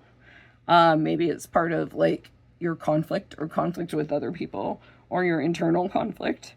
But it's another theme from pile one in a different sense, but like, you know, like who you are and what makes you unique and what is unique about your work is what's gonna like be cool about you, what makes you innovative, why people will recognize you. So like, don't be afraid of that. Don't feel like that's something that like these people who you had to protect like your spark from, don't let them kill that. You know, don't lose hope that your unique skills, your take, your story, the way you innovate won't lead to the life that you want. Also, again, note the theme of things being hidden, not what they seem. It might not be terrible, but it could be a blind side to you. I wrote eclipse be eclipsing. I definitely have experience with this recently. Hecate is also connected to the Morai, the fates that are in the Wheel of Fortune in this deck. That those are her companions in the underworld. So there may be ties to these hidden aspects having something to do with fate. Zeus honored Hecate's power beyond like other sorts of gods. Her powers over, she was able to maintain her power over childbirth, death, the underworld, and fate. That crab, as I noted, is kind of between worlds, which is interesting. So, you know, maybe you exist between worlds, have multiple skills, multiple disciplines, and you maybe maintaining that or being able to cross in that way will be the thing that makes you useful, unique, innovative, able to be successful in the way that you need. The reverse order of the moon and the star kind of speaks to confusion, uncertainty, weirdness, hidden dreams. But if hope is retained, if you can keep your hope alive, clarity and light will be restored. Pandora is also connected to Prometheus, the story of Pandora. Zeus sent the chest to Prometheus's brother, who was warned by Prometheus not to accept gifts from Zeus. Both Pandora and the chest were created by Hephaestus. So despite being told not to open the chest, she did anyway, and released these basically these I forget what they're called. Anyways, they're all of the afflictions kind of we associate with humanity and mortality. But hope was in the chest as well and restored to humanity along with these afflictions. So spites, that's what they're called. So anyways, both Prometheus and Pandora have to offer something like a sacrifice that's sort of negative to bring light and hope to it. You know, Prometheus had to sacrifice himself, has to have his liver picked out over and over. Pandora has to bring these spites into the world and bring afflictions to humanity, disease, whatever. But Prometheus gives fire to humanity. Pandora restores hope. So there's this balance, the balance of light and dark that we see in the Chariot. Like, there has to be a balance. To get something good, you have to give something up. To learn, to get somewhere, you have to learn some truths. You have to uncover something hidden. So balance in having fun and working. Balance in, work and play. Light and dark. There is hope that you can drive this balance, though. Things may feel dark or get dark as well. There's always light. And if you can find ways to manage this, I think is part of what you're learning here. Maybe there's skill to that as well. Maybe there's innovation in that as well. Maybe that's something you're meant to find a new way to do.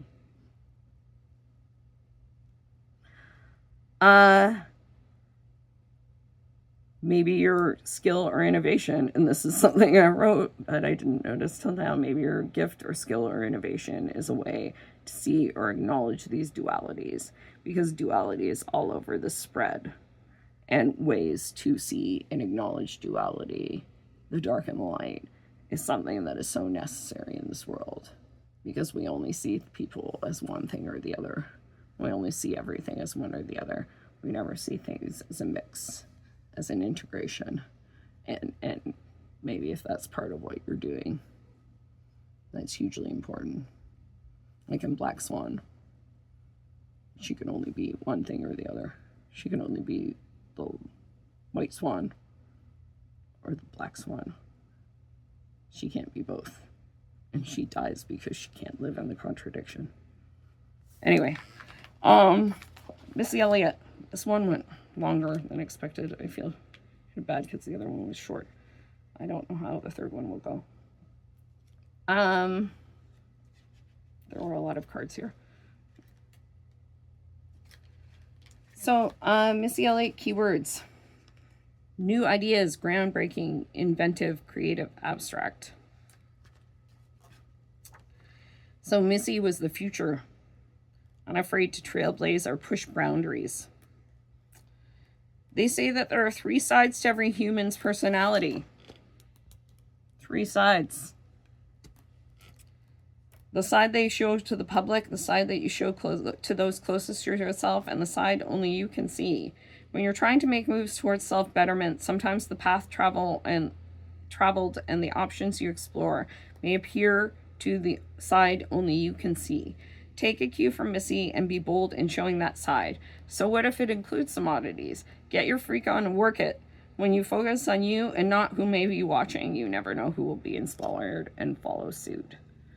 And it's funny, actually, because I was just talking before I recorded this about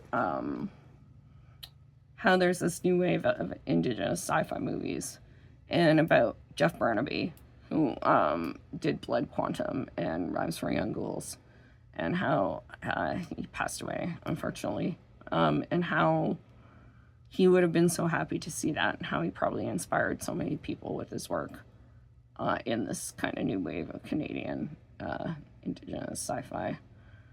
And yeah, like, you just don't know where things are going to go and who you're going to inspire and what work you're going to inspire going forward. And you see this in the bridge. MC Lyte, like, Missy no doubt wanted to do the song because MC Lyte inspired her. And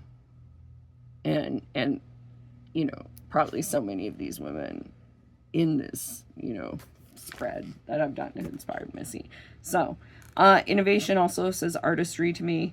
3 sides, as I said. 3 faces of the moon. It says, don't be, as it said, don't be afraid to get your freakiest ideas on. The same thing that I was talking about here. that's in here. That's where you'll really shine, and what will lead the kind of recognition that will build a legacy for you and those that come after you. So yeah, that went longer than the last one, but I think that's it. That's your reading. Thank you for staying with me through it. If you were here for the whole thing, please like, please subscribe if you enjoyed it. I'll put up more readings in the future, and yeah. If you're not going to stick around for any of the others, have a good one, and I'll see you soon. Bye. Hi, Pile 3. Welcome to your reading. If you chose Queen Latifah, respect. Ladies first. Latifah's had it up to here, or Monie love peace. I will be using the TrueBlack Tarot for your reading. So we will get to those cards in a moment. So let me just talk about first impressions, a little bit about the card in relation to the songs, and maybe a little bit about the all of that together, just to see if it relates to your situation and maybe why you're here. So when I looked at it first, are you done? Have you had it? Are you over it? That's kind of the vibe I get. Like, just right there. Yeah. And also here, just like, no, I'm no more. Nope. No, thank you. I am done. So demand respect. This also speaks to me as Latifah as a mentor. Giving other women the spotlight. Also versatility. Like, what has this woman not done? What area of entertainment has she not conquered? Like, where is she not? When is she not doing something that is getting her the bag, or getting her respect, or getting her some sort of like creative outlet? Also, ladies first, I noted, she says European partner, and Monie Love, it was in New York at the time that they recorded this, but she had relocated from London. And so it just made a sort of note about travel, like possibility or relocation.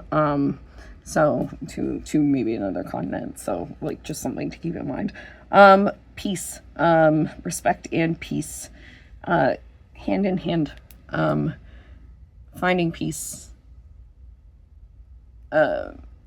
is vital, I think, at this time too, and important to, like, when I think they go hand in hand. When people respect you, they will respect your peace, or your demand for peace, or your demand for time, for not getting in your face.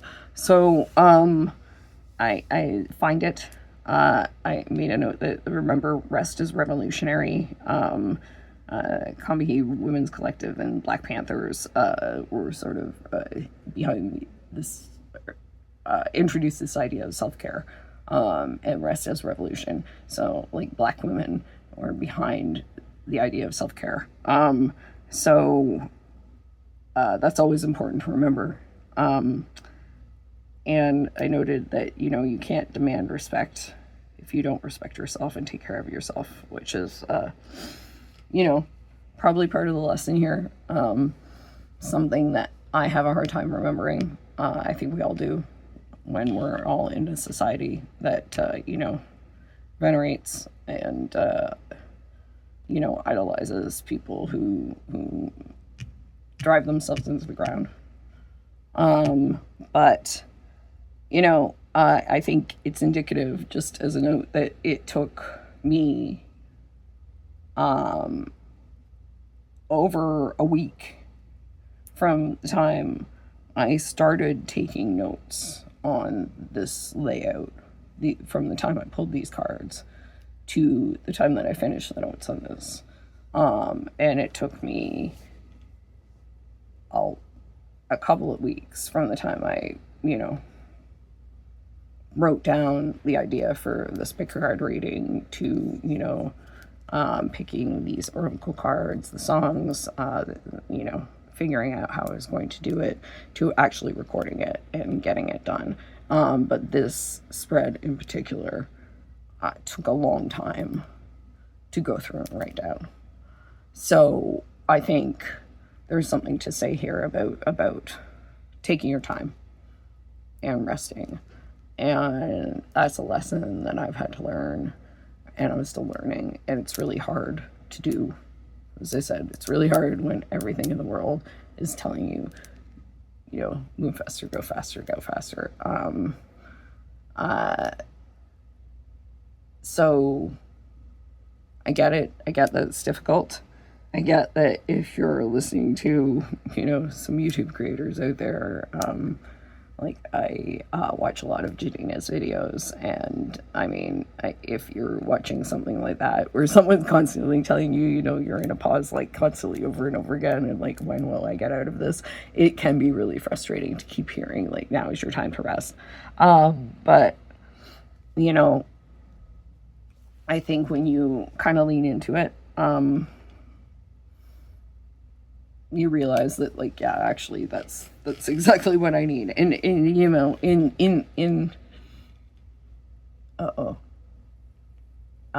gonna have to pause. Storage is low, but just quickly, in the sense of, like, in as much as you can, in the way that you can, given your ability to, and given the time and the space that you have, in the demands of your life. I'm going to pause. I'll be right back. Just going to manage the storage on my phone. Hey, I'm back. Sorry, and coming back to it. So this is kind of funny. So I was going on about rest and how long it took to do this. Like I mentioned, how long it took to get to this reading in the first place. So I paused to clear some space on my phone for the storage issue. And I got a message from a friend that I meant to meet after I recorded this. And, excuse me, she was like, hey, I'm going to leave, like, the place that we're meeting at not too long after, you know, after, well, in a short period of time, basically. And so I'm like, oh, shoot, well, this is going to take longer than that, so I better go over there. So, sorry again. So I went, and I'm like, okay, well, I'll just pause it. I'm already paused, so I might as well go over there. So I went and met her for a beer, and I went and picked some stuff up. Then I had to come back here, and, you know, so I did some work down there, met her for a beer. Then I had to go walk her up towards the subway, pick some stuff up. Then I had to come back here, and then I was hungry, had something to eat. Then one of the lights I used, I kind of hang it off the ceiling. It's got a battery. Had to recharge that. And on and on and on and on and on. Anyway, point being, you know, it was just like some more stuff that got in the way, and I needed to, you know, take a break. So it all comes back to the point of, like, you know, these two things come hand in hand. You need to chill a little bit. And, you know, sometimes, like, I think taking a pause from whatever you're doing and not being, say, constantly available, not being constantly at something, not showing that you're too dedicated to something or too dedicated to someone or whatever, to a job, to a cause, to an organization, to a person, any number of those things, like that elicits a certain amount of respect too, because it shows that you have other priorities. You're not just, you know, there for whatever. You have another life. You have a life. You're doing something else. And if you can stand firm in those boundaries, at least, you know, theoretically, that is the hope. So let us go and read about the Queen Latifah card, respect, from this book. So, start there. see if I can find it because I can never remember where Q is in the alphabet for some reason.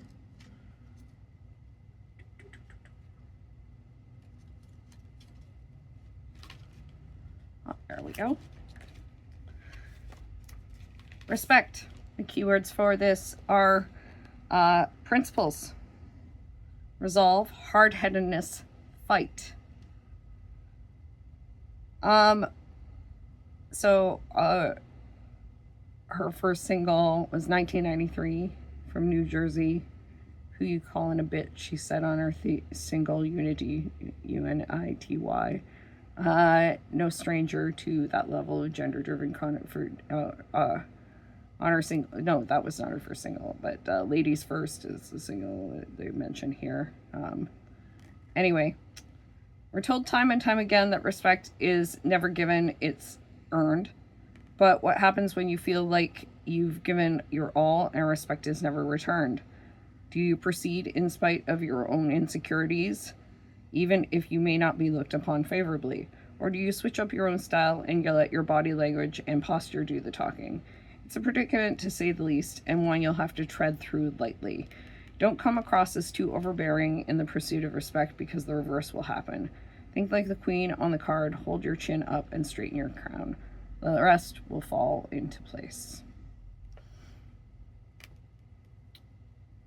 And this, in the book, it points out that she, was one of the first rappers to enter into acting, and, was, one of the conscious rappers kind of educating people, etc., etc. So,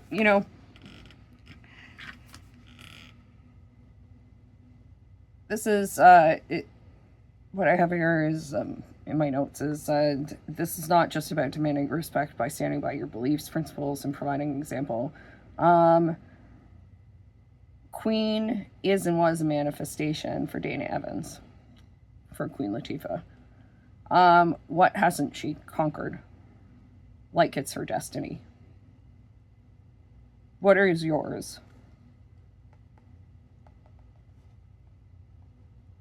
What are you meant to rule?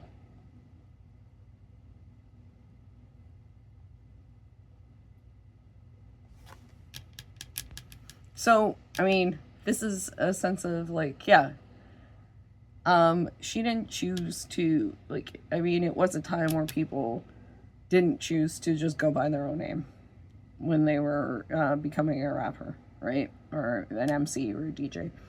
But, like, she chose Queen Latifah. She chose Queen as a name. And that was indicative of where she wanted to be and who she wanted to be.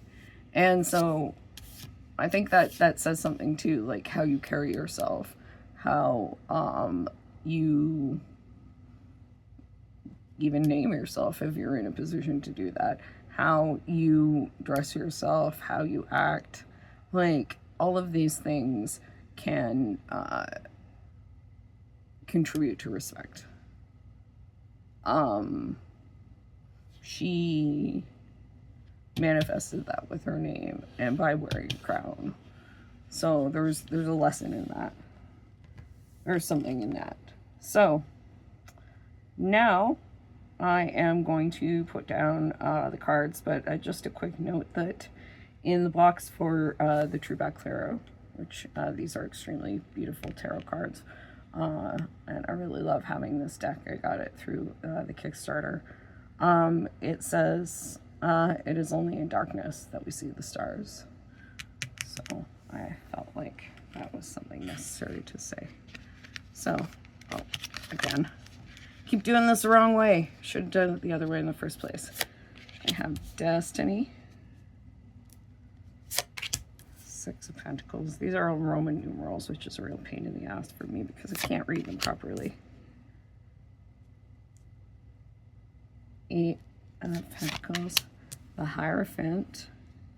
Look at the hat game on point in both places.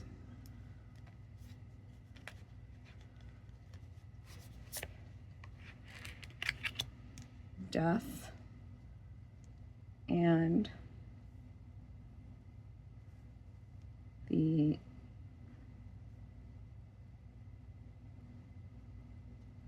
Seven of Cups, which I wanted to read as the Nine of Cups. I'll talk about that later. I got like a little posted censorship just in case.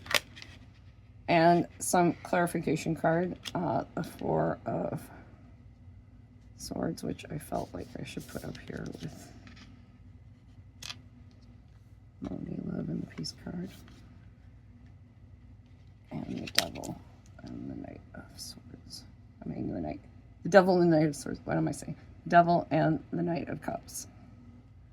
Okay. So, let's get to it, shall we? So, these are the five cards, five positions for the questions. And these are the cards that I kind of drew as bonus cards. That's from the middle and top and bottom of the deck as just some extra clarification, just so you know. So, we shall start. Did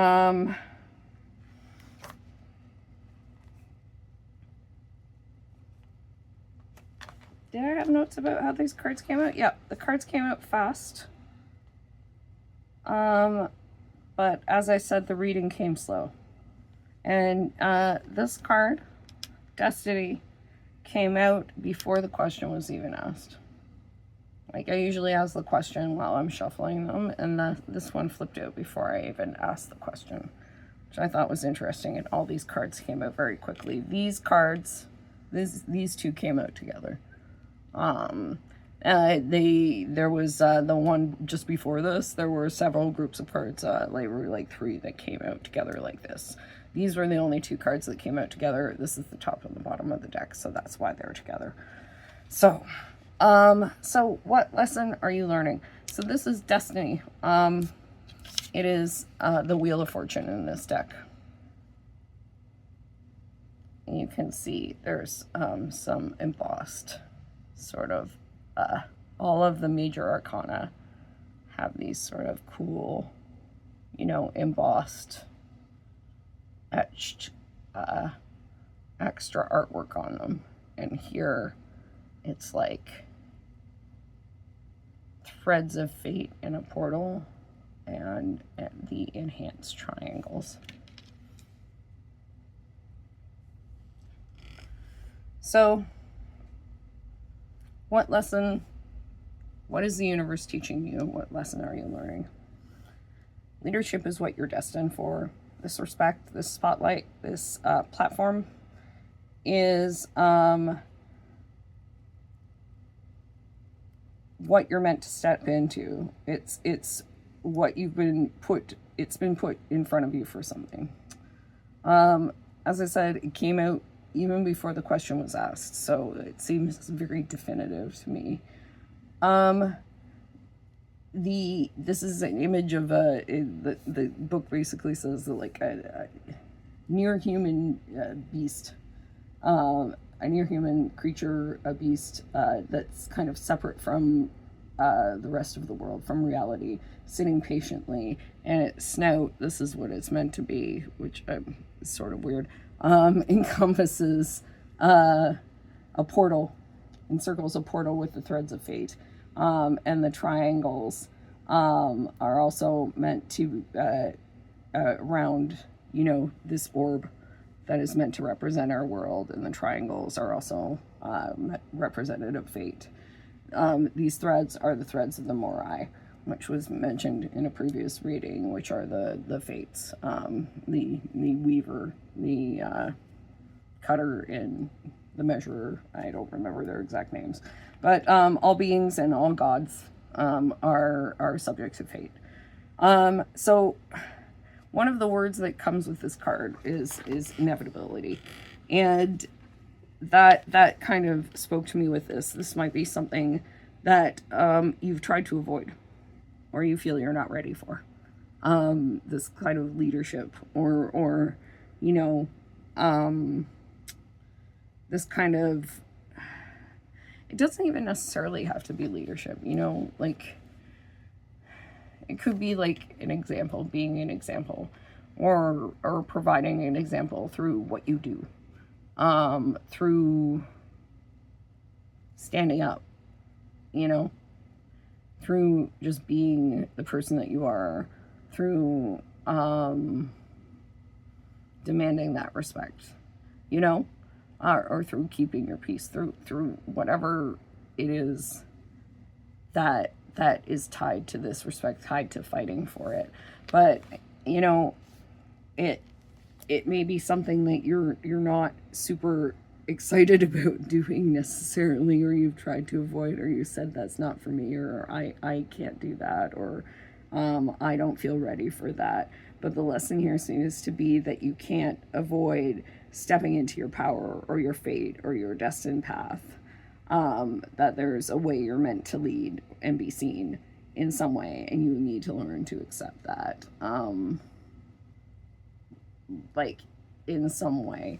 So, I mean, there are lots of ways to lead and be seen. There are lots of ways that this exists. Like, it doesn't necessarily need to mean traditional leadership, traditional spotlights. People have all kinds of roles in their community. It's just a matter of, like, there's something you're meant to do, and it's meant to affect other people. It's meant to help other people. And it's meant to show other people a way of being, of living, of doing things in some way. And yeah, it's just what you're meant to do. It's what you're meant to do to affect the world in some way. So why is this lesson come into your life? Got the Six of Pentacles. You are meant to bring balance into situations. This card is a symbol of inequality. Power versus lack thereof. Light versus dark. And you see here at the top, there's like a scepter and a book, the symbol of power, right? And there's growth here and beauty. And then below there's decay and darkness. So... And symbol of the scepter is also a symbol of kings and queens, monarchs, right? So, good connection there. But I get a sense, like, what I get a sense here is of restoring balance, right? Of equity, of fighting for that, of bringing things into alignment. There is something about your leadership, your principles, your abilities that can bring things into balance, into fairness, into equity, maybe work processes, justice, activism, maybe even relationships. I'm not sure what it is. But whatever it is, wherever you have influence, you can make things better. And don't think you can't, because this says you can. Right here. And this says you can right here. Right? And the fact that you chose this song says something too. And the fact that you chose this song, if you chose either of these songs, but if you chose this song, you're done with something and you want something to change. If you chose this moment at all, like, I don't think you're the kind of person that puts up with my shit. And I don't think you're the kind of person that just stands around and lets things happen. I think you want to do things. I think you want to get shit done. And that is why now. That is why now, right? That is why now. This is Eight of Pentacles, getting shit done card, right? If there's a card about getting shit done, that is this right here. And why is this lesson coming into your life right now? Why is the universe trying to teach you this right now? It says, strike while the iron is hot. This is the time. This is the time to do it. This is the time to make it happen. Time to work, bitch. That's what I wrote down, Brittany. You want a Maserati? Gotta work, bitch. This is the best time to make things happen, to achieve your goals. All all of these coins bear the symbol, and I'll show, it's probably hard to see, but all of the coins bear symbols of stars and constellations. So in the sense of this, stars, fate, this is like a sort of shoot for the stars situation, I think. Like, it's work hard, but like, your dreams are not impossible with hard work. Going up to here. Yeah, reach for the stars. This is a continued effort, an intense effort. So, you know, it's a continued intense effort, or at least a continued, I don't know what I would say, you know, sustained. That's the word, effort. So reward, recognition, or leadership in an area you're already dedicated to. You've already put a lot of work into. You've already put time and effort and skill into developing. This is leveling up, pushing boundaries like Latifah. Or even maybe applying these skills into a new area that is adjacent, like she's done. Now is the time for this lesson, because now is the best time for you to get to another level, to shoot for the stars with a little diligence and work. Like, this is the best time for you to level up, to become maybe the teacher, right? And this was wild when this came out. I was so amused, because like, the Hierophant in this deck has this like massive headpiece, right? And like, to look at these two together is just kind of wild to me. I love these synchronicities. And I love the embossed piece on the back here too. So let's talk about the Hierophant in terms of what advice a spirit has for you, or your ancestors, or your spirit guides, or your angels, depending on, you know, who you what you look at, who you talk to, etc. Yeah, blah blah blah blah. So yeah, I put in all do you see the hats? Do you see the hats, people? Do you see them? So it says mentorship, community, shared belief,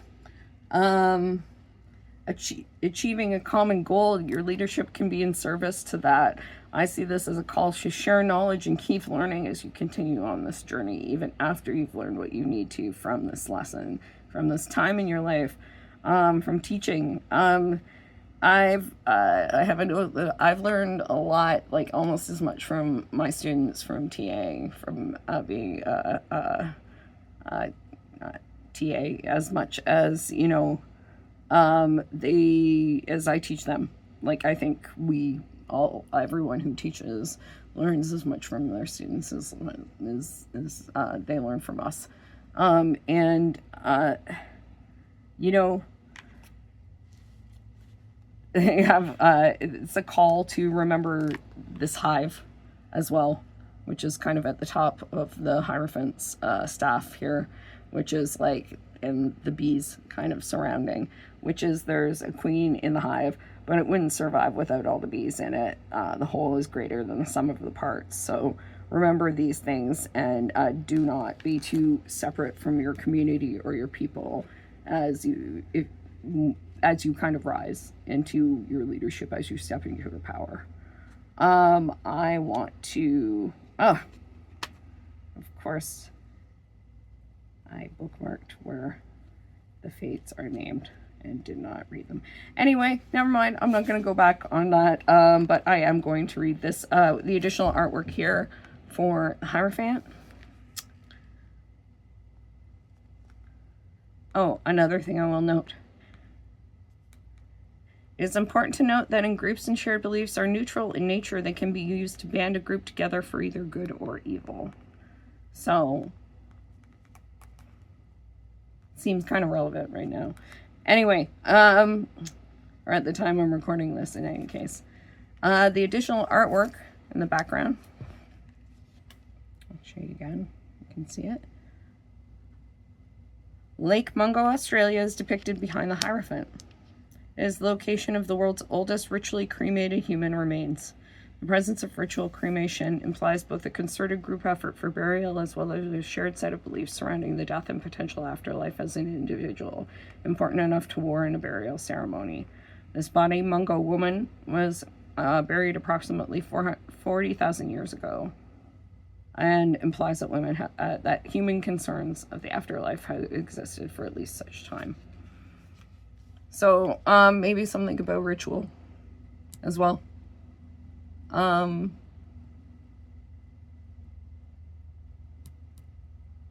Having rituals or looking into ancestral rituals, looking into ancestral background. But it says to me, like, you know, don't forget, like, you know, I one of the things about being, not to get too deep in the weeds, but one of the things about being an academic is, like, you learn, and an academic in science and technology studies, which is really interested in knowledge production, which is like how knowledge is created, which you don't think a lot about until you have to think a lot about it. But you start looking for how people not just create knowledge, but limit access to knowledge, and determine which knowledge is more important than other knowledges. And I think that's important here too, is like something we say a lot, or at least in my program, we talked about a lot, is how citations are political. Which is to say, like, you can choose to use in your papers the same, you know, 10 white dudes that everybody else uses. Or you can choose to look beyond that for the best work for your argument. And maybe the best work for your argument has like 3 of those white dudes and, like, you know, 7 other people who are doing more relevant work, who have done it in the past and are doing it in the present, who are women, who are marginalized in another way, who are racialized or whatever. But, like, there's a political decision there to say, I'm going to look for other knowledge that is not just the assumed to be good because, like, you know, 50,000 people have cited it or whatever in the past, because it's the book that everyone goes to for, you know, game studies or whatever. So I think there's something here in that advice too, is just, you know, like, knowledge is important, and what is determined as knowledge is important, and whose knowledge is respected is important. You know what I mean? And so respect goes multiple ways. And if you're looking for respect, like, it's important to respect the people that you come from and that you're going to hand things off to in the future. This is a continuum. We stand on the shoulders of people and we pass on the baton, right? And I think a lot of the time, especially when we're trying to, you know, continue on communities and things like that, we forget that, right? We forget that we need to, you know, maintain things. We need to respect what came before.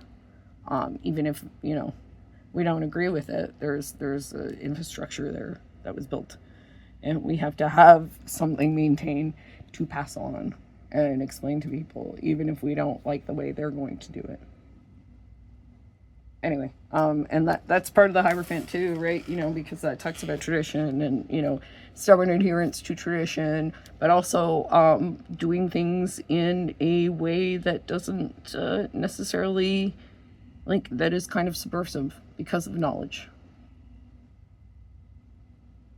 So yeah, little digression. So it's well, no, not a digression at all. What am I talking about?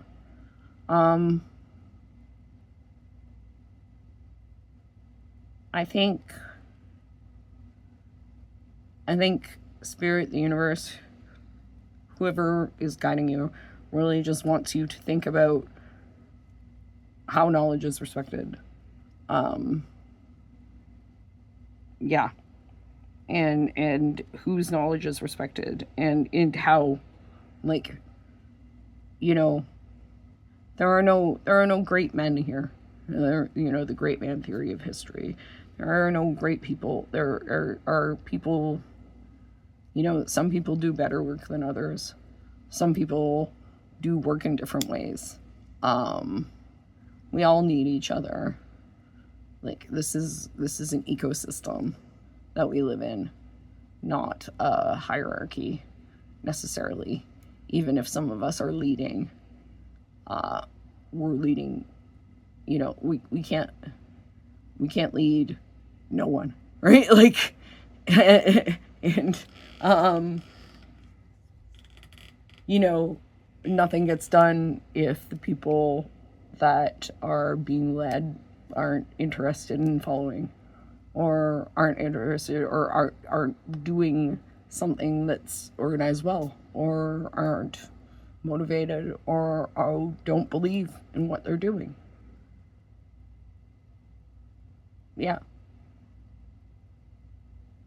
So, and even worse, they can have all those things, but if their motivation and their leadership is motivated in negative and toxic ways, it can be worse if they're really efficient at it, right? So, I mean, we need people, I mean, who are thoughtful about these things, and this says that your guides are at least believe that you're someone who's thoughtful. At least your guides wouldn't be telling you to think about knowledge if you weren't a thoughtful person, if you weren't a considerate person, if you weren't the kind of person who thinks about those kinds of things. Okay. Moving on. What action can you take right now to get on the path to learn this lesson, or to get the most out of this lesson that you can? So we have Death and the Seven of Cups, which weirdly I read as the Nine of Cups initially, so I don't know why that is, because I read it in the same way you would read the Seven. Anyway, I will show you both of these cards since one is covered up, but like, here is you can actually see that pretty well from the angle it's at, but here are both of them. Very beautiful Seven of Cups.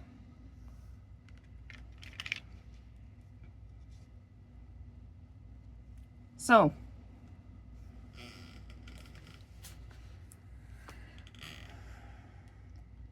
to me, this says to end or eliminate anything allowing for distraction.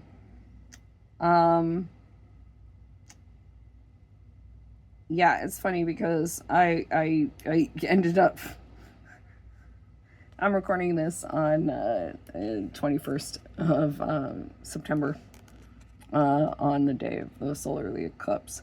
But I started doing this like days and days before, and I ended up writing the rest of this on the 19th, and I was distracted.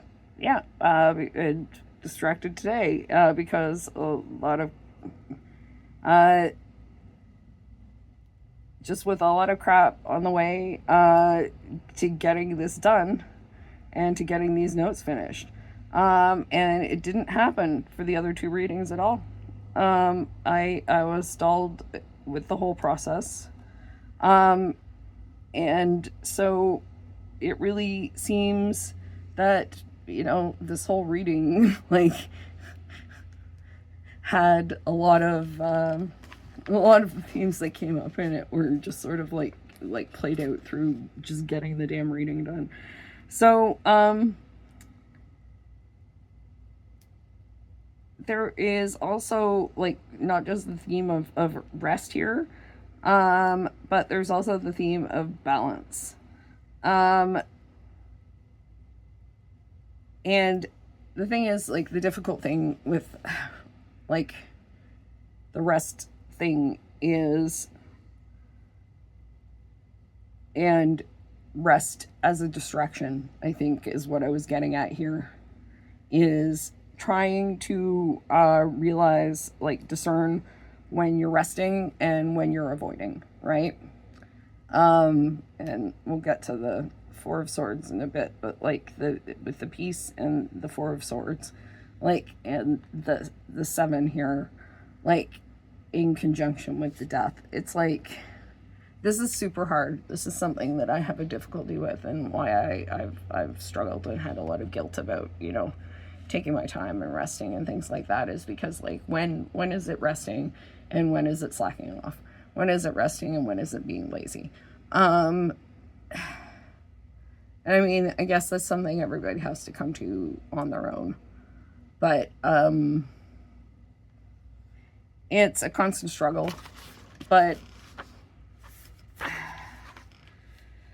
what I see here mostly is the danger of comfort, of illusion and distraction preventing you from making the changes that you need.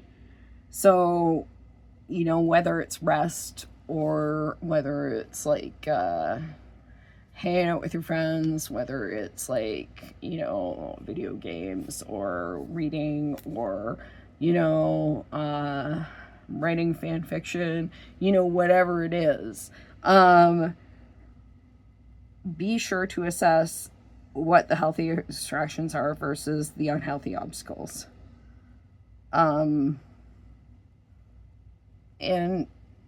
yeah, it's hard. It's hard. And maybe it's a matter of, like, putting a time limit on things. Maybe it's a matter of, like, you know, figuring out what it feels like when you're tired versus what it feels like when you're escaping. Maybe it's a matter of, like, any of these things. I'm coming up with them off the top of my head, and it's, like, hilarious because I've never done any of these things myself. So I'm giving you advice that I have not taken. So take it or leave it. Take it if it resonates, leave it if it doesn't. But, you know, I've just suggestions, right? But yeah.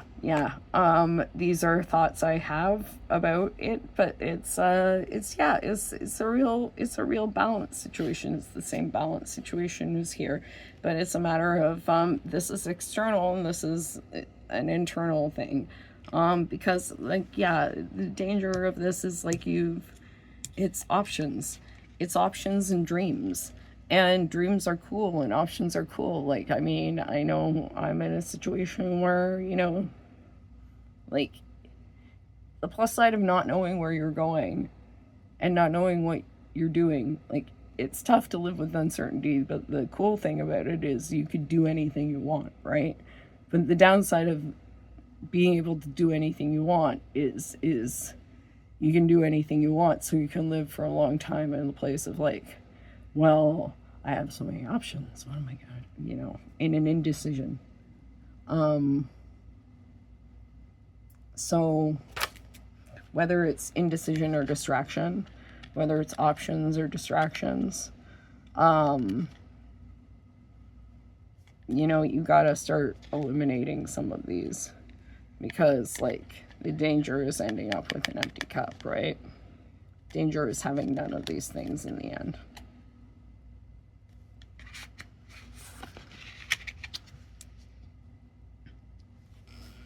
It also reminded me of Castle in the Cloud. This from Les Mis. I don't know if that song will be anything. It's really freaking sad. It's a freaking sad song. So And I don't know, every time I see that, it reminds me of Cosette, I believe, singing Castle in the Cloud. On the death card, a ferryman with a key and a skull on Field of Blood. The wolf and the man are agents of Ragnarok. Embossed are words of... Okay, you know what? I'm just going to read it so I don't... From the Tao Te Ching, which is pretty cool.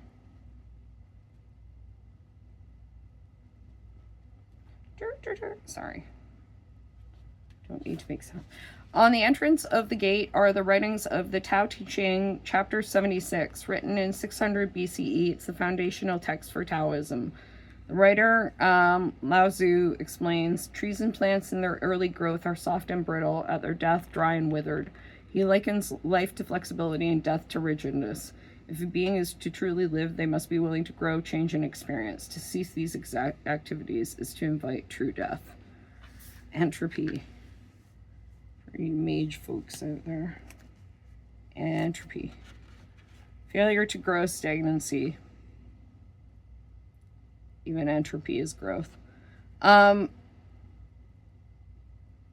So, illusions or distractions, or, you know, even like too many choices are impacting growth. Again, for some reason, I kept reading the 7 as a 9. I wrote it down. I even bookmarked the wrong card at one point. So there could be a lot of wishful aspect of wishful thinking here, or a lot of wishful thinking here. This card speaks to fantasies or daydreams. Yeah, this is a great point that I wrote down. Very smart, Nicole. Yeah, you're so brilliant. I have heard that there are studies that show how talking too much about your future plans, or discussing how things will eventually be like in the future, like going, oh, well, I'm going to do this and this and this, and telling a lot of people about it. I've heard these studies can show that how that will slow you down from taking action. Sometimes because it gives you a hit of dopamine that's similar to achieving the goal by imagining it or talking about taking that action. So despite not being there materially yet, and so that tricks your brain into not taking the actions you need to take by just talking about it. So it's good to imagine, it's good to have fun, it's good to take your mind off things, and it's good to want to do a lot of things in life. It is good to, you know, have the castle in the cloud, especially if you need it. Maybe that's why it came to me, because like the song is for a little girl who has nothing else to imagine. It is in a dark place. And if you need that, you need that escapism, that's fine.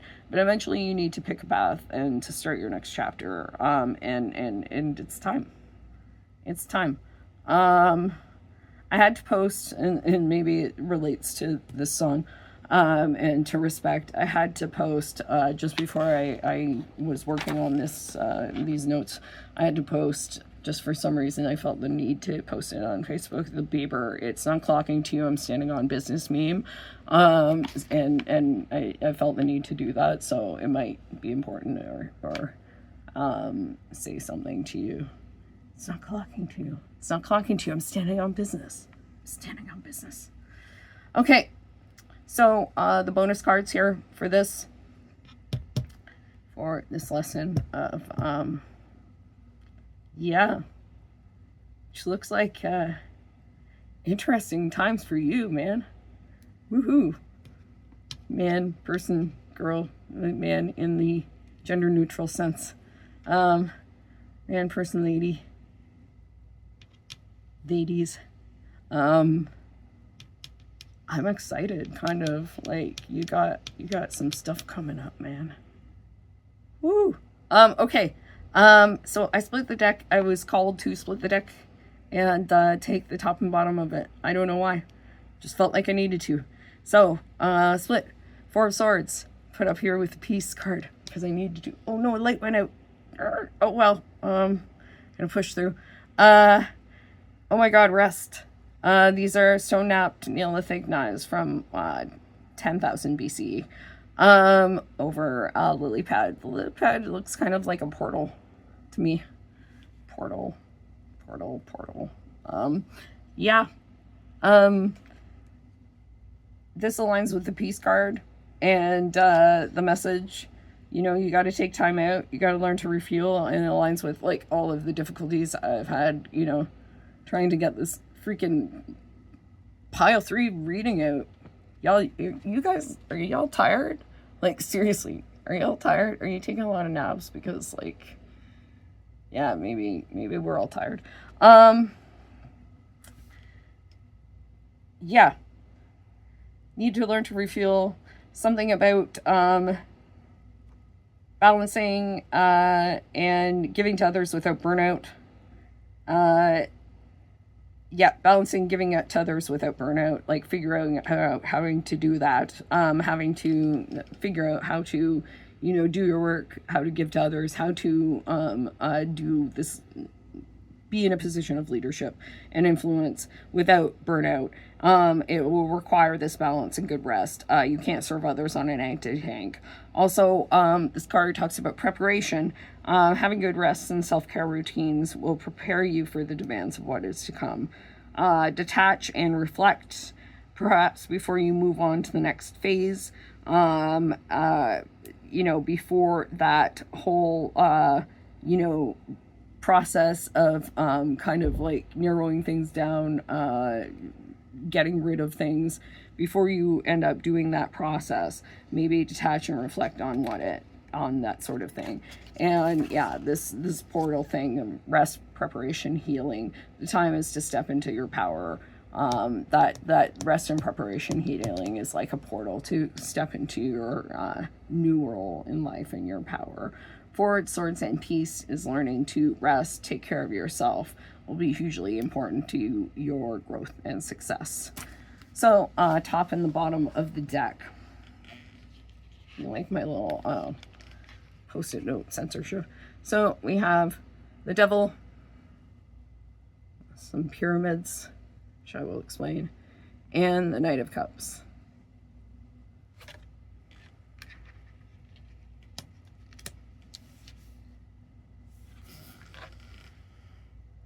I see a few things here.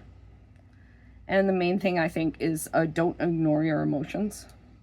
And like the two kind of things, main things I got out of it are don't give in to letting your emotions control you. Or, you know, make decisions for you. You're in an important position or will be. So be an example of how to do that. And then the second thing is don't dismiss your emotions entirely, either in favor of material or logical concerns. Like don't dismiss them, don't leave them out of decisions entirely. And then I put like selling out.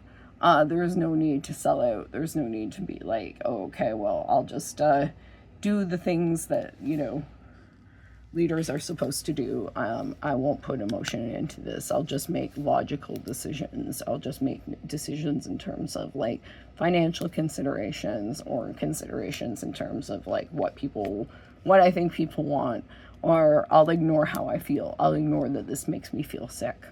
No, don't do that. Still, you need to trust your gut. At the same time, like, don't be making decisions when you're angry, or don't be making decisions out of, you know, impulsively out of hatred, even out of love. There's again a balance that needs to be kept in these things. Basically, there's a reason you're called to lead. There's something that calls to your heart and soul.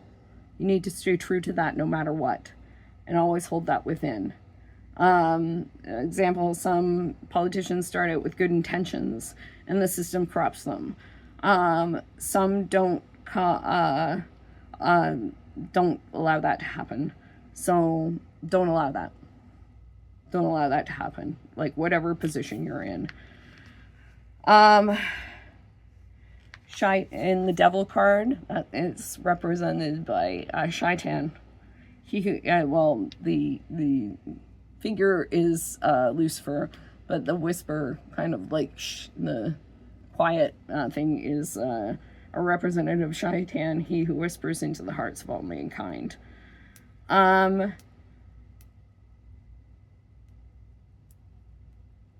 What would you sell out for is impermanent. Okay, I was trying to read my writing. What you would sell out for is impermanent, like the coins in this card. This card, the coins are like kind of dissolving into nothingness.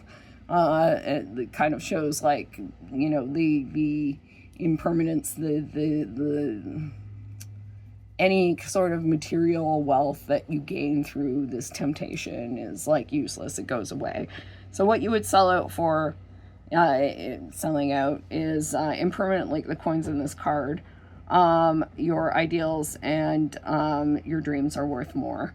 So the embossed part of the devil, those little pyramids I was talking about, they represent the Milgram experiment, which is kind of, you know, relevant right now. I'm going to read that part real quick.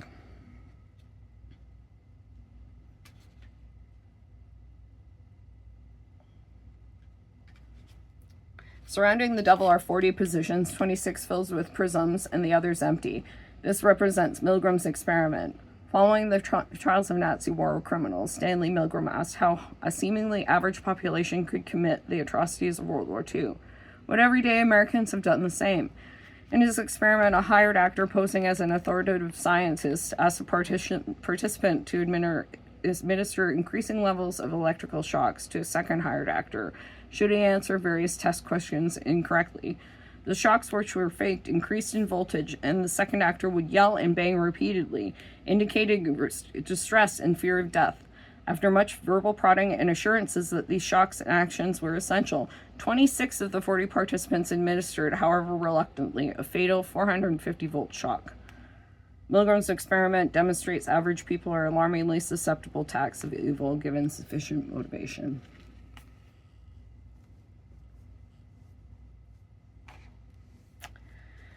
So it's relevant right now, especially to anyone who would be lead or be looked to as a leader in any way or shape or form. Anyone can be convinced to do harm or evil given the right motivation. Even you. Even me. Even you. We want to think we're better.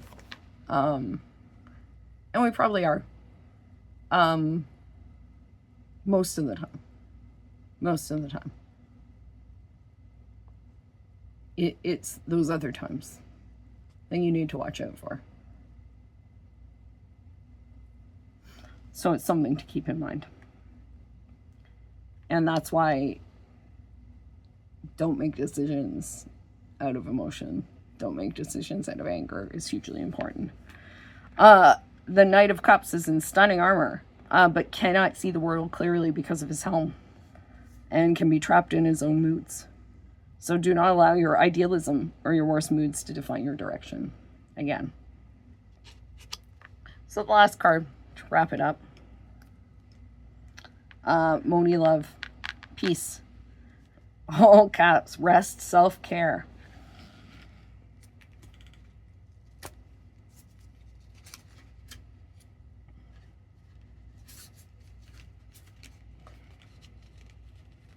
Born in London, emigrated to New York City. Keywords are tranquility, stability, ease, rest, balance. Balance, balance, balance, balance, balance.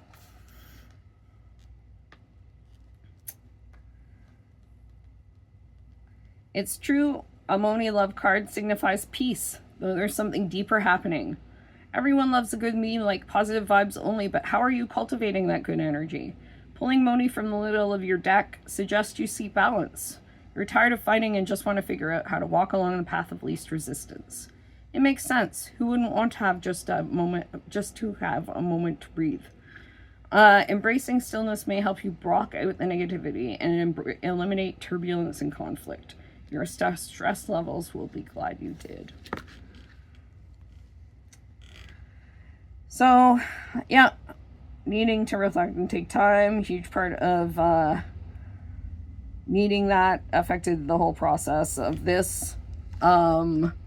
hate to keep harping on that, embracing stillness, but also the embracing stillness to kind of reflect and, you know, eliminating, as it said, what was it? Block out negativity, eliminate turbulence and conflict. I mean, maybe some of these distractions is turbulence and conflict that you need to eliminate. And so maybe finding some sort of like routine that allows you to rest or develop some sort of peace, some sort of stillness in your everyday life will help with that. Yeah, in any case, that's your reading. That's a little bit about the lesson you're learning, about accepting, you know, the place that you're called to have right now in this life. And finding respect for yourself and for others and for knowledge and for all kinds of cool things. And I love this for you, and I really am hoping for the best. So, yeah, thanks for being here for me through this reading, sticking it out if you did, through the distractions. And yeah, if you like this reading, please like and please subscribe if you want to hang around for more. If you're not going back to any of the other readings, thank you so much. Thanks for watching, and bye. See you later.